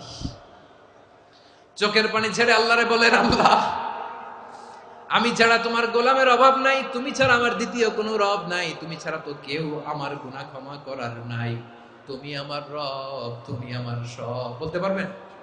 এই তাকরীর আমার পটুয়াখালীর ভাইয়া, এই স্বীকৃতিটা দেখতে আল্লাহ বড্ড ভালোবাসেন, কারণ আমরা সবাই গুনাহগার। আমরা সবাই কি? বিশ্বনবী বলেন, কুল্লুকুম খাত্তাউন, আ বনি আদম তোমরা সবাই পাপী। সবাই কি? সবাই পাপী। আমরা সবাই পাপী, আপন পাপের বাটখারা দিয়ে অন্যের পাপ মাপি। আমরা যে পাপী এটা ভাবতে মনে চায় না কারো, খালি অন্যের পাপ দেখি আমরা, এটা ভুল। ওর এই পাপ, ও পাপী, ও জালেম, ও জাহান্নামী, এরকম একটা টেন্ডেন্সি। আমার যে কি হালাত এটার খেয়াল নাই। খেয়াল করতে হবে যে আমি সবচেয়ে বড় পাপী, ঠিক কিনা বলেন? পাপ করি নাই এমন কেউ আছি? হ্যাঁ আছি, আছি। কেউ না জানলেও জানে কে আমার পাপের ঘটনা? পৃথিবী না জানুক আমি তো জানি, আমি কি পাপ করেছি হায়। ও আমার কলিজার টুকরা ভাইয়েরা, মাথাটাকে নিচু করে জীবনের সব গুনার ফিরিস্তিগুলো একটা একটা করে স্বীকার করে আল্লাহরে বলেন, আল্লাহ আমি পাপী, আল্লাহ আমার চেয়ে বড় পাপী এই দুনিয়াতে কেউ নাই, আকাশের নিচে জমিনের উপরে আমার চেয়ে বড় পাপী কেউ নাই। একটা একটা করে আল্লাহ স্বীকার করি আমি পাপী, সব পাপের স্বীকৃতি দিলাম। পৃথিবী না জানুক আমি তো জানি, আমি কি পাপ করেছি হায়। আমার পাপের করলে বিচার, বাঁচার আমার নাই উপায়। দয়াময় তুমি মাফ করো আমায়, মাফ করো আমায়। আল্লাহ তাআলা যদি দয়া করে আমাদেরকে মাফ না করে, আমাদের বাঁচার কোনো উপায় নাই। আপনি কি ভেবেছেন আপনার নামাজ দিয়ে আপনি জান্নাতে যাবেন? আপনি তাহাজ্জুদ গুজার, সেজদা দিতে দিতে কপালে দাগ ফেলেছেন, এটা আপনারা জান্নাতে নেবে না? আপনি এলাকার সবচেয়ে বড় হাতেম তাই দানশীল, এই দানের ভরসায় বসে আছেন, কশিন কালো না। আমাদের নামাজ, আমাদের রোজা, আমাদের ইবাদত, এগুলোকে মিজানের পাল্লায় উঠালে কোনো ওজনই হবে না। তবে আমাদের একটা কৌশল জানা আছে, আমরা আল্লাহর রহমতের ভিখারি। আমরা সেদিন আগেই গুনার স্বীকৃতি দিয়ে দেব। আমরা বলবো, আল্লাহ তুমি প্রশ্ন করার আগে তোমার একটা কথা বলি, আমারে কিছু জিজ্ঞেস করো না, আমি সব করেছি। এমন কোন পাপ নাই যে পাপ আমারে দিয়ে হয় নাই। তোমার রহমত দিয়ে তুমি জান্নাতে পাঠাবা, তোমার দয়ায় জান্নাতে যেতে চাই, আমল দিয়ে না। পারবেন বলতে? কিয়ামতের দিন আমরা বলবো, আল্লাহ আমার আমল দিয়ে জান্নাত চাই না, আমি তোমার দয়া দিয়ে জান্নাত চাই। তোমার দয়া ছাড়া আমার কোনো উপায় নাই। কারণ আল্লাহ যদি বিচার করে, বাঁচার কারো উপায় নাই। আল্লাহ যদি বলে ফেলেন তুই এটা করলি কেন, ওখানে গেলি কেন, কোরআনে 1000 বার নিষেধ করলাম তারপরেও এই পাপে জড়ালি কেন, এরকম প্রশ্ন ছুড়ে দিলে আমার উত্তর আছে? বাঁচার কোনো উপায় আছে? রোজ হাসরে হে আল্লাহ আমার করোনা বিচার, আল্লাহ করোনা বিচার। বিচার চাহি না তব দয়া চাই, এ গুনাহগার, আল্লাহ করোনা বিচার। আপনার আমল দিয়ে জান্নাতে যাবেন? কি দিয়ে যাবেন? আল্লাহর দয়া দিয়ে। আল্লাহর রহম আর দয়া ছাড়া কেউ জান্নাতের চেহারাও দেখতে পাবে না। আমার প্রিয় ভাইয়েরা, এই দোয়া আল্লাহর কাছে পছন্দনীয় হওয়ার কারণ তিনটা। দোয়ার প্রথম অংশে আছে তাওহীদ, আল্লাহর একত্ববাদের ঘোষণা। এই দোয়ার দ্বিতীয় অংশ আছে তাসবিহ, আল্লাহর প্রশংসা সূচক বাণী। এই দোয়ার 3 নাম্বার অংশ পাপের স্বীকৃতি। তাহলে আমরা সবাই গুনাহগার। আমরা আল্লাহর কাছে পাপের স্বীকৃতি দিয়ে বলবো, ও আল্লাহ ইন্নী কুনতু মিনাজ জালিমিন, আমরা জুলুম করেছি, পাপ করেছি, অন্যায় করেছি, আল্লাহ বুঝতে পারি নাই। শয়তানের ওয়াসওয়াসায় পড়ে, বন্ধুর পাল্লায় পড়ে, নফসের খায়েশ মিটাতে যে আল্লাহ করে ফেলেছি। তুমি গুনাহ না মাফ না করলে আমাদের গুনাহ মাফ করার দ্বিতীয় কেউ নাই। ঠিক কিনা বলেন? এভাবে অনুতপ্ত হয়ে যদি আল্লাহর কাছে দোয়া করেন, দেয়ালে পিঠ থেকে গেছে, কোন রাস্তা নাই বের হওয়ার, ওই মুহূর্তেও আপনাকে বিপদ থেকে উদ্ধার করবে কে? বিশ্বনবী চরম বিপদে পড়লে দুটা দোয়া পড়তেন। প্রথম হলো এটা, লা ইলাহা ইল্লা আনতা সুবহানাকা ইন্নী কুনতু মিনাল জালিমিন। এই দোয়াটা আমরা বেশি বেশি পড়বো প্রিয় ভাইরা। রাজি আছেন? সবাই আওয়াজ করে পড়ুন ইনশাআল্লাহ। আমার প্রিয় ভাইয়েরা, বিপদে পড়লে বিশ্বনবী আরো একটা দোয়া পড়তেন, লা ইলাহা ইল্লাল্লাহুল আযীমুল হালিম, লা ইলাহা ইল্লাল্লাহু রাব্বুল আরশিল আযীম, লা ইলাহা ইল্লাল্লাহু রাব্বুস সামাওয়াতি ওয়াল আরদি ওয়া রাব্বুল আরশিল কারীম। এই যে বললাম, রেকর্ড হয়ে গেছে। এখন তো আর ইনস্ট্যান্ট মুখস্থ না হলো, পরে মুখস্থ করে নেবেন। আল্লাহ ছাড়া কোনো উপাস্য নাই, তিনি সুমহান, মহা সহিষ্ণু। আল্লাহ ছাড়া কোনো উপাস্য নাই, তিনি সুমহান, আরশের অধিপতি। আল্লাহ ছাড়া কোনো উপাস্য নাই, তিনি আকাশের মালিক, জমিনের মালিক, তিনি সুবিশাল আরশের অধিপতি। সুবহানাল্লাহ পড়েন। এই দোয়াটা কেউ যদি পড়ে যদি এর ওসিলা করে দোয়া করে, তাকে বিপদ থেকে মুক্তি দেয় কে? মনে থাকবে আপনাদের? তাহলে বিপদের প্রথম ধাক্কায় কি যেন পড়তে হয়? ইন্না লিল্লাহ। তারপরে কি বলে আল্লাহর কাছে নিজেকে সঁপে দিতে হয়? দেয়ালে পিঠ থেকে গেলে লা ইলাহা ইল্লা আনতা সুবহানাকা ইন্নী কুনতু মিনাজ জালিমিন। 2 নাম্বার হচ্ছে লা ইলাহা ইল্লাল্লাহুল আযীমুল হালিম, লা ইলাহা ইল্লাল্লাহু রাব্বুল আরশিল আযীম, লা ইলাহা ইল্লাল্লাহু রাব্বুস সামাওয়াতি ওয়াল আরদি ওয়া রাব্বুল আরশিল কারীম। মনে থাকবে? ইনশাআল্লাহ বলেন সবাই, আওয়াজ করে সবাই ইনশাআল্লাহ। অনেক সময় এমন হয়, হঠাৎ বিপদের সম্মুখীন হই আমরা, রেডি হয়ে বের হইছে অফিসে, হঠাৎ অ্যাক্সিডেন্টে পড়ে যাই, হঠাৎ পেটের ব্যথায় অজ্ঞান, এরকম হয় না? আপনাদের হয় না? বিষ্ণু ইসলাম বলেন, আকস্মিক দুর্ঘটনার বিপদ থেকে যদি কেউ বাঁচতে চায়, সকাল সন্ধ্যা যেন প্রত্যেকে এই দোয়াটা পড়ে, সকালে যদি 3 বার পড়ে সন্ধ্যা পর্যন্ত হঠাৎ হঠাৎ বিপদ থেকে সে রক্ষা পাবে। To be protected from sudden calamity, sudden disaster, sudden calamity, হঠাৎ বিপদ, হঠাৎ ভয়ঙ্কর কোন আকস্মিক বিপদ থেকে আল্লাহ বাঁচায় দিবে। সকালে পড়লে সন্ধ্যা পর্যন্ত প্রোটেক্টেড, সন্ধ্যাবেলায় যদি 3 বার পরে সকাল পর্যন্ত প্রোটেক্টেড। সুবহানাল্লাহ পড়েন। দোয়াটা কি? দোয়াটা হচ্ছে বিসমিল্লাহিল্লাযী লা ইয়াদুররু মা ইসমিহি শাইউন ফিল আরদি ওয়ালা ফিস সামাই ওয়া হুয়াস সামিউল আলিম। ছোট না? অনেক ছোট, মুখস্থ করবেন। বিসমিল্লাহিল্লাযী লা ইয়াদুররু মা ইসমিহি শাইউন ফিল আরদি ওয়ালা ফিস সামা। ওই আল্লাহর নাম নিচ্ছি যে আল্লাহর নামের বরকতে আকাশ জমিনের কোনো কিছু কারো কোনো ক্ষতি সাধন করতে পারে না। তিনি সর্বশ্রোতা, সর্বজ্ঞ। সুবহানাল্লাহ পড়েন। পড়বেন এই দোয়াটা, বিসমিল্লাহিল্লাযী লা ইয়াদুররু মা ইসমিহি শাইউন ফিল আরদি ওয়ালা ফিস সামাই ওয়া হুয়াস সামিউল আলিম। ফজরের পরে 3 বার, মাগরিবের পরে 3 বার যদি কেউ পড়ে প্রোটেক্টেড, যে কোনো হঠাৎ বিপদ থেকে প্রোটেক্টেড। প্রোটেক্ট করেন কে? ওই আল্লাহর নাম নিচ্ছি যে আল্লাহর নামের ওসিলায় আকাশ জমিনের কোনো কিছু কোনো ক্ষতি করতে পারে না। সুবহানাল্লাহ পড়েন। আচ্ছা, এবার আমাদের জীবনে দুশ্চিন্তা আছে না নাই বলেন? Tension, hyper tension, anxiety, depression, চিন্তা টেনশন নাই এরকম কে কে আছে দেখি, হাত তোলেন। ওই যে হাত তুলছে এক আল্লাহর ওলি, ওই যে টেনশন নাই তোমার, মাশাআল্লাহ।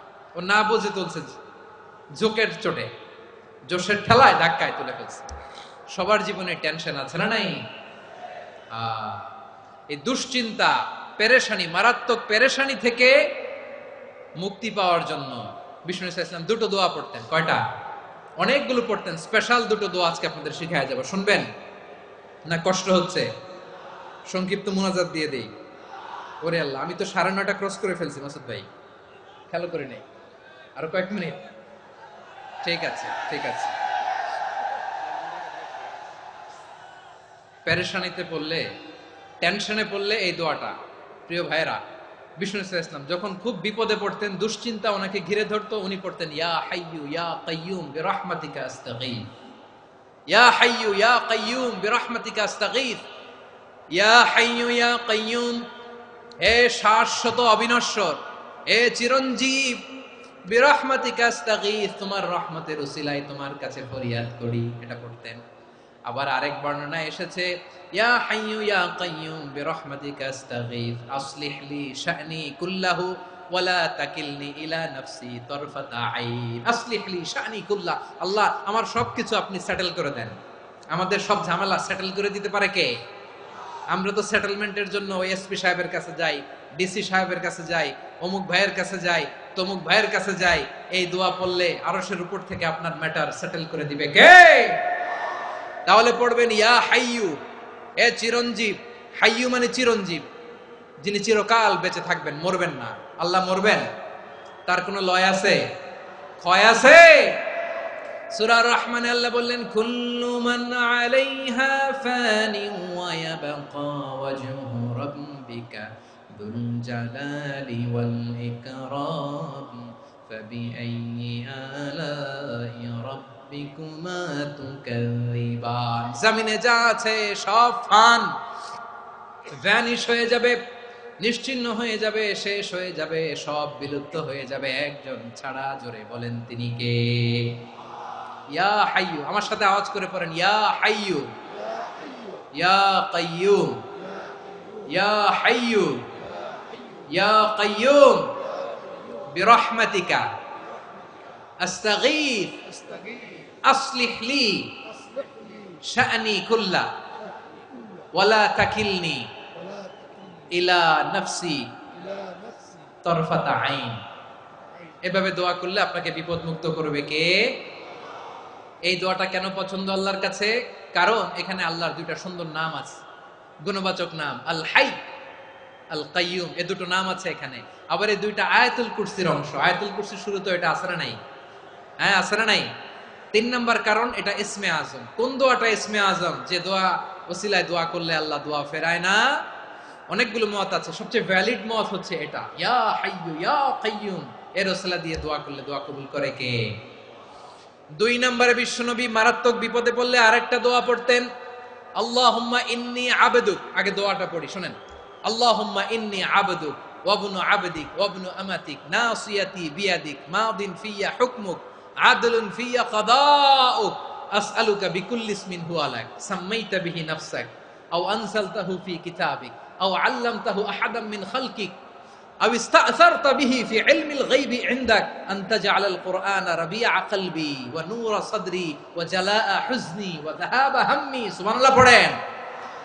বিষ্ণুই বলতেন, আল্লাহুম্মা ইন্নী আবদুক, ও আল্লাহ আমি আপনার গোলাম, ওয়াবনু আবদিক, গোলামের ঘরের গোলাম, ওয়াবনু আমাতিক, বাদির ঘরের গোলাম। মানে আল্লাহ আমি আপনার গোলাম, আমার বাবা আব্দুল্লাহ ছিল আপনার গোলাম, আমার মা আমিনা ছিল আপনার বাদী। মানে আমরা গোলাম বংশের, সব গোলাম।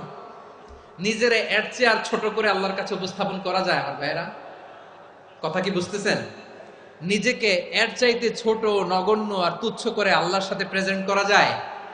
বিশ্বনবী বললেন, ও আল্লাহ আমি আপনার গোলাম, গোলামের ঘরের গোলাম, দাসীর ঘরের গোলাম, নাসিয়াতি বিয়াদিক, আমার মাথার চুলের ঝুঁটি আপনার হাতের মুঠোয়, আপনি ডানে টান দিলে আমি ডানে যেতে বাধ্য, আপনি বাঁয়ে টান দিলে বাঁয়ে যেতে বাধ্য। সুবহানাল্লাহ বলেন। পিছনে দুই একজন ভাই দাঁড়ালেন কেন? হ্যাঁ, বসুন। জায়গা চেঞ্জ করতেছে, সেই দুপুর থেকে বসে আছে আমি জানি। মাশাআল্লাহ, কেউ দু একজন বেরিয়েছে, গ্যাপ পূরণ করতেছে। মাশাআল্লাহ পড়েন, সুবহানাল্লাহ আলহামদুলিল্লাহ লা ইলাহা ইল্লাল্লাহু মুহাম্মাদুর রাসূলুল্লাহ সাল্লাল্লাহু আলাইহি ওয়াসাল্লাম। বিশ্বনবী বললেন, আল্লাহ আমার মাথার চুলের ঝুঁটি আপনার হাতের মুঠোয়। আচ্ছা, এইভাবে কাকে ধরা হয়? যে খুব ছোট, ঠিক কি না? নিজেকে কত ছোট করলেন বিশ্বনবী। ও আল্লাহ আমার মাথার চুলের ঝুঁটি আপনার হাতের মুঠোয়, আপনি ডানে টানলে আমি ডানে যাব, বায়ে টানলে বায়ে যাব। আল্লাহ আসআলুকা বিকুল্লি ইসমিন হুয়া লাক নাসিয়াতি বিয়াদিক মাদিন ফিয়া হুকমুক, আপনার নির্দেশ আমার উপর কার্যকর হবেই হবে। আদলুন ফিয়া কাদাউক, আপনার ফয়সালা, যেই ফয়সালাই আপনি আমার জন্য করেন এটাই ইনসাফ। সুবহানাল্লাহ বলেন। আমরা আল্লাহর ফয়সালায় সন্তুষ্ট হতে চাই না। কত কমপ্লেইন, আল্লাহ তুমি এটা দিলা না, ওইটা পাইলাম না, ওইটা হইল না রে, এরকম অভিযোগ, কমপ্লেইন আমাদের আছে না নাই? আর বিশ্বনবী বলতেন, আদলুন ফিয়া কাদাউক, আল্লাহ আমার জন্য তোমার যেটা ফয়সালা এটাই সবচেয়ে শ্রেষ্ঠ ইনসাফ, এর চেয়ে ইনসাফ আর হতে পারে? এভাবে কায়মান বাক্যে আল্লাহর কাছে বিশ্বনবী দোয়া করতেন। এরপরে বিশ্বনবী বললেন, আল্লাহ তোমার যত নাম আছে সব নামের ওসিলায় দোয়া করি, যে নাম তুমি আমাদেরকে জানিয়েছো, যে নাম তুমি আমাদেরকে জানাও নাই, যে নাম তুমি কোরআনে নাজিল করেছো, যে নাম নাজিল করো নাই, যে নাম শুধু নবীদেরকে জানিয়েছো। আর আল্লাহর এমন কিছু চমৎকার চমৎকার সুন্দর সুন্দর নাম আছে, এই নামগুলো রব্বুল আলামিন কাউকে জানাবে না। সুবহানাল্লাহ বলেন। আমরা তো 99 নাম জানি, 100 নাম জানি আল্লাহ, কিন্তু আল্লাহর এমনও কিছু নাম আছে যেগুলো আল্লাহ বিশ্বনবীরও জানায় নাই। এগুলো আল্লাহ ইলমুল গায়বে রেখে দিয়েছেন। দোয়ার সময় বলবেন, আল্লাহ তোমার যেই নামগুলো জানি, যেগুলো জানি না, যেগুলো কোরআনে আছে, যেগুলো নাই, যেগুলো নবীরে খাস ভাবে জানাইছো ওগুলোর উসিলায়, যেগুলো কোনোদিন জানাবাও না, তোমার ওই নামের উসিলাও তোমার কাছে চাই। আল্লাহ কোরআনকে আমার হৃদয়ের বসন্ত বানাও, আমার বক্ষের জ্যোতি বানাও, আমার চিন্তা দুশ্চিন্তা তুমি দূর করে দাও। বিশ্বনবী বললেন, এই কালিমাগুলো, এই বাক্যগুলো পড়ে যদি কেউ আল্লাহর কাছে ফরিয়াদ করে, তার হৃদয় থেকে দুশ্চিন্তা কাটিয়ে দিবে কে? পড়বেন, এই দোয়াগুলো পড়বেন। আচ্ছা, সব শেষে বলি, ঋণের বোঝায় যারা জর্জরিত, বিষ্ণু ইসলাম চমৎকার একটা দোয়া শিখিয়েছেন। আমাদের অনেকে ঋণের বোঝায় জর্জরিত, আছে না নাই? এদিকে কেউ আছেন? থাকলে হাত তোলার দরকার নেই, থাকলে এই দোয়াটা পড়বেন। এক সাহাবীর নাম আবু উমামা, নামাজের ওয়াক্ত ছাড়া উনি মসজিদে যেয়ে বসে আছে। বিশ্বনবী বললেন, কি রে আবু উমামা, নামাজের তো ওয়াক্ত হয় নাই, মসজিদে কি? সাহাবী বলে, হুমুমুন লাজিমাতনি ওয়া দুয়ুন, নবী গো ঋণের বোঝায় এমন টেনশনে আছি, ঘরে থাকতে পারলাম না, মসজিদে চলে আসছে। বিশ্বনবী বলেন, আমি কি তোমার এমন একটা দোয়া শিখাবো যেটা পড়লে আল্লাহ তাআলা তোমার ঋণের বোঝা হালকা করে দিবেন? আবু উমামা বললেন, ইয়া রাসূলুল্লাহ অবশ্যই শিখাবেন। বিশ্বনবী বললেন, তাহলে তুমি পড়বা, আল্লাহুম্মা ইন্নী আউযু বিকা মিনাল হাম্মি ওয়াল হাযান ওয়া আউযু বিকা মিনাল জুবনি ওয়াল বুখল ওয়া আউযু বিকা মিন গালাবাতিদ দাইনি ওয়া কাহরির রিজাল। ও আল্লাহ, তোমার কাছ থেকে দুশ্চিন্তা থেকে পানা চাই, কৃপণতা, ভীরুতা, অলসতা, কার্পণ্যতা, এই সব কিছু থেকে, মানুষের কঠোরতা, আমার উপর মানুষের আধিপত্য এবং ঋণের বোঝা থেকে পানা চাই। এই দোয়াটা যখন বিশ্বনবী শিখাই দিলেন, আবু মামা বারবার এই দোয়া পড়ে, আল্লাহুম্মা ইন্নী আউযু বিকা মিনাল হাম্মি ওয়াল হাযান ওয়া আউযু বিকা মিনাল আজজি ওয়াল কাসাল ওয়া আউযু বিকা মিনাল জুবনি ওয়াল বুখল ওয়া আউযু বিকা মিন গালাবাতিদ দাইনি ওয়া কাহরির রিজাল। আবু মামা বলে এই দোয়া আমি পড়তে লাগলাম। কিছুদিন পরে দেখা গেল বিশ্বনবীর শেখানো এই দোয়ার বদৌলতে আল্লাহ তাআলা আমার সব ঋণ পরিশোধের ব্যবস্থা করে দিয়েছেন। পড়বেন আমার প্রিয় পটুয়াখালীর ভাইরা। বিশ্বনবীর জামাতা সাইয়্যিদিনা আলী রাদিয়াল্লাহু তাআলা আনহুর কাছে এক লোক এসে বলে, হে আলী, ঋণের বোঝায় আমি জর্জরিত, আমার কিছু অর্থ দিয়ে সাহায্য করো। সাইয়্যিদিনা আলী রাদিয়াল্লাহু তাআলা আনহু বললেন, আমি কি তোমারে এমন একটা দোয়া শিখাবো যেটা বিশ্বনবী আমাদের শিখিয়েছেন? এই দোয়া যদি তুমি পড়ো, লাউ কানা আলাইকা মিসলু জাবালিন কাবীরিন দাইনান আব্দুল্লাহু আনকা, পাহাড় পরিমাণে যদি ঋণের বোঝা হয়, আল্লাহ এটা পরিশোধের ব্যবস্থা করে দিবেন। ছোট্ট একটা দোয়া বিশ্বনবী শিখালেন, বললেন তুমি পড়বা, আল্লাহুম্মা কফিনি বিহালালিকা আন হারামিকা ওয়া আগনিনি বিফাদলিকা আম্মান সিওয়াক। মুখস্থ আছে? হ্যাঁ আছে। আল্লাহুম্মা কফিনি বিহালালিকা আন হারামিক, আল্লাহ তোমার হালাল দিয়ে আমাকে পরিতুষ্ট করো, হারাম থেকে বাঁচিয়ে রাখো, আর তোমার অনুগ্রহে মানুষের মুখাপেক্ষী যেন আমি না হই, আমি যেন সবসময় তোমার মুখাপেক্ষী হয়, ওই তৌফিক দিও। সুবহানাল্লাহ পড়েন। এই দোয়া বেশি বেশি পড়লে ঋণের বোঝা হালকা করে দিবে কে? তাহলে প্রিয় ভাইয়েরা, বিপদে পড়লেই প্রথমে কি পড়বেন? পটুয়াখালী ভুইলা গেছে। বিপদে পড়লেই প্রথমে ইন্না লিল্লাহ কি বলে নিজেকে আল্লাহর কাছে সঁপে দিতে হয়? হাসবুনাল্লাহ। চরম বিপদে দেয়ালে পিঠ থেকে গেছে, তখন লা ইলাহা ইল্লা আনতা সুবহানাকা ইন্নী কুনতু মিনাজ জালিমিন। এরপরে লা ইলাহা ইল্লাল্লাহুল আযীমুল হালিম, এই দোয়া। আকস্মিক বিপদ, হঠাৎ যেন কোনো বিপদ আমাকে পেয়ে না বসে, এটার জন্য বিসমিল্লাহিল্লাযী লা ইয়াদুররু মা ইসমিহি শাইউন ফিল আরদি ওয়ালা ফিস সামাই ওয়া হুয়াস সামিউল আলিম। সকালে 3 বার, রাতে 3 বার। আর মারাত্মক tension, hyper tension, anxiety, depression থেকে বাঁচার জন্য 2 দোয়া, ইয়া হাইয়্যু ইয়া কাইয়্যুম, ইয়া হাইয়্যু ইয়া কাইয়্যুম, মনে থাকবে? আর আল্লাহুম্মা ইন্নী আবদুক, এই দোয়া। ঋণ থেকে বাঁচার জন্য 2 দোয়া, আল্লাহুম্মা ইন্নী আউযু বিকা মিনাল হাম্মি ওয়াল হাযান, এটা। আর আল্লাহুম্মা কফিনি বিহালালিকা আন হারামিকা ওয়া আগনিনি বিফাদলিকা আম্মান সিওয়াক। আর সব সময় পড়ার জন্য একটা আমল দিয়ে যাই, উঠতে বসতে, অফিসে যাচ্ছেন, অফিস থেকে ফিরতেছেন, বসে আছেন, শুয়ে আছেন, ছোট্ট এক শব্দে আমরা যেন বেশি বেশি পড়ি আস্তাগফিরুল্লাহ। আওয়াজ করে আমার সাথে পড়ুন, আস্তাগফিরুল্লাহ। আবার পড়ুন, আস্তাগফিরুল্লাহ। আল্লাহ রাসূল সাল্লাল্লাহু আলাইহি ওয়াসাল্লাম বলেন, মান লাজিমাল ইস্তিগফার, যে সব সময় এরকম ইস্তিগফারের সাথে লেগে থাকে, জাআলাল্লাহু লাহু মিন কুল্লি দীকিন মাখরাজা, আল্লাহ তাআলা তাকে কোনো বিপদে আটকান না, সে জীবনে আটকাবে না, যে কোনো বিপদে আল্লাহ তার রাস্তা বের করে দিবেন। Way out, you will get a way out and solution. সুবহানাল্লাহ। ওয়া মিন কুল্লি হাম্মিন ফারাজা, দুশ্চিন্তা মুক্ত হবে। ওয়ায়ারযুকহু মিন হাইসু লা ইয়াহতাসিব, এমন জায়গা থেকে আল্লাহ রিজিকের বন্দোবস্ত করবে যেটা সে কল্পনাও করে নাই। আওয়াজ করে পড়েন সুবহানাল্লাহ। তাহলে মনে থাকবে আস্তাগফিরুল্লাহর কথা। সব শেষ কথা বলবো, সব শেষ আমার প্রিয় ভাইয়েরা। এটা গেল নিজের বিপদ। কিসের বিপদ? নিজে যদি বিপদে পড়েন। অন্যের বিপদ যদি দেখেন, এটার জন্য একটা দোয়া আছে। অনেক সময় আমরা দেখি হাসপাতালে ক্যান্সারের 3rd স্টেজে চলে গেছে, লোকটা হ্যাংলা হয়ে, চিকন হয়ে, হায়রে কি কষ্ট পায়, দেখি না? বিষ্ণু বলে, একটা দোয়া যদি কেউ অন্যের কোনো বিপদ দেখে পড়ে, ওই বিপদ তার জীবনে কখনো আসবে না। শুনবেন? শোনার আগ্রহ আছে? অনেক সময় হয় যে আমরা মহাসড়ক দিয়ে যখন চড়ি, দুর্ঘটনায়, আইরে আল্লাহ, দুর্ঘটনায় মানুষের মাথা একদিকে, দেহ আরেকদিকে, ব্লিডিং, এরকম হয় না? আল্লাহ তুমি হেফাজত করো। বিশ্বনবী বলেন, এই দুর্ঘটনা দেখে কেউ যদি এই দোয়াটা পড়ে, তার জীবনে সে কোনোদিন এরকম অ্যাক্সিডেন্টের সম্মুখীন হবে না। শুনবেন? বিশ্বনবী বলেন, অন্যের বিপদ দেখে কেউ যদি পড়ে, আলহামদুলিল্লাহিল্লাযী আফানি মিম্মা বতালাকা বিহি ওয়া ফাদ্দালানি আলা কাসীরিন মিম্মান খালাকা তাফদীলা, মানে প্রশংসা সে আল্লাহর যে আল্লাহ তাআলা তোমাকে যেই জিনিস দিয়ে পরীক্ষা করেছে আমাকে ওইটা থেকে বাঁচিয়ে দিয়েছে।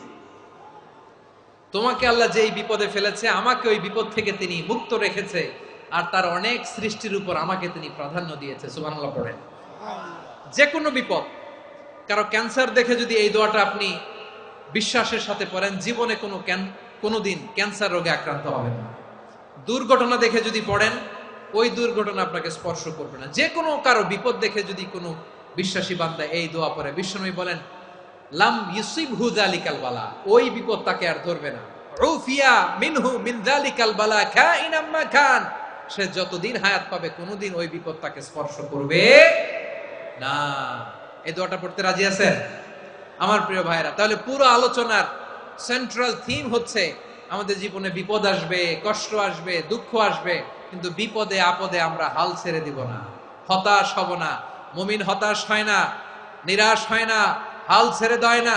মুমিন ভরসা রাখে একজনের উপর। আওয়াজ করে বলুন, যিনি কে? বিপদে পড়লে আমাদেরকে উদ্ধার করে কে?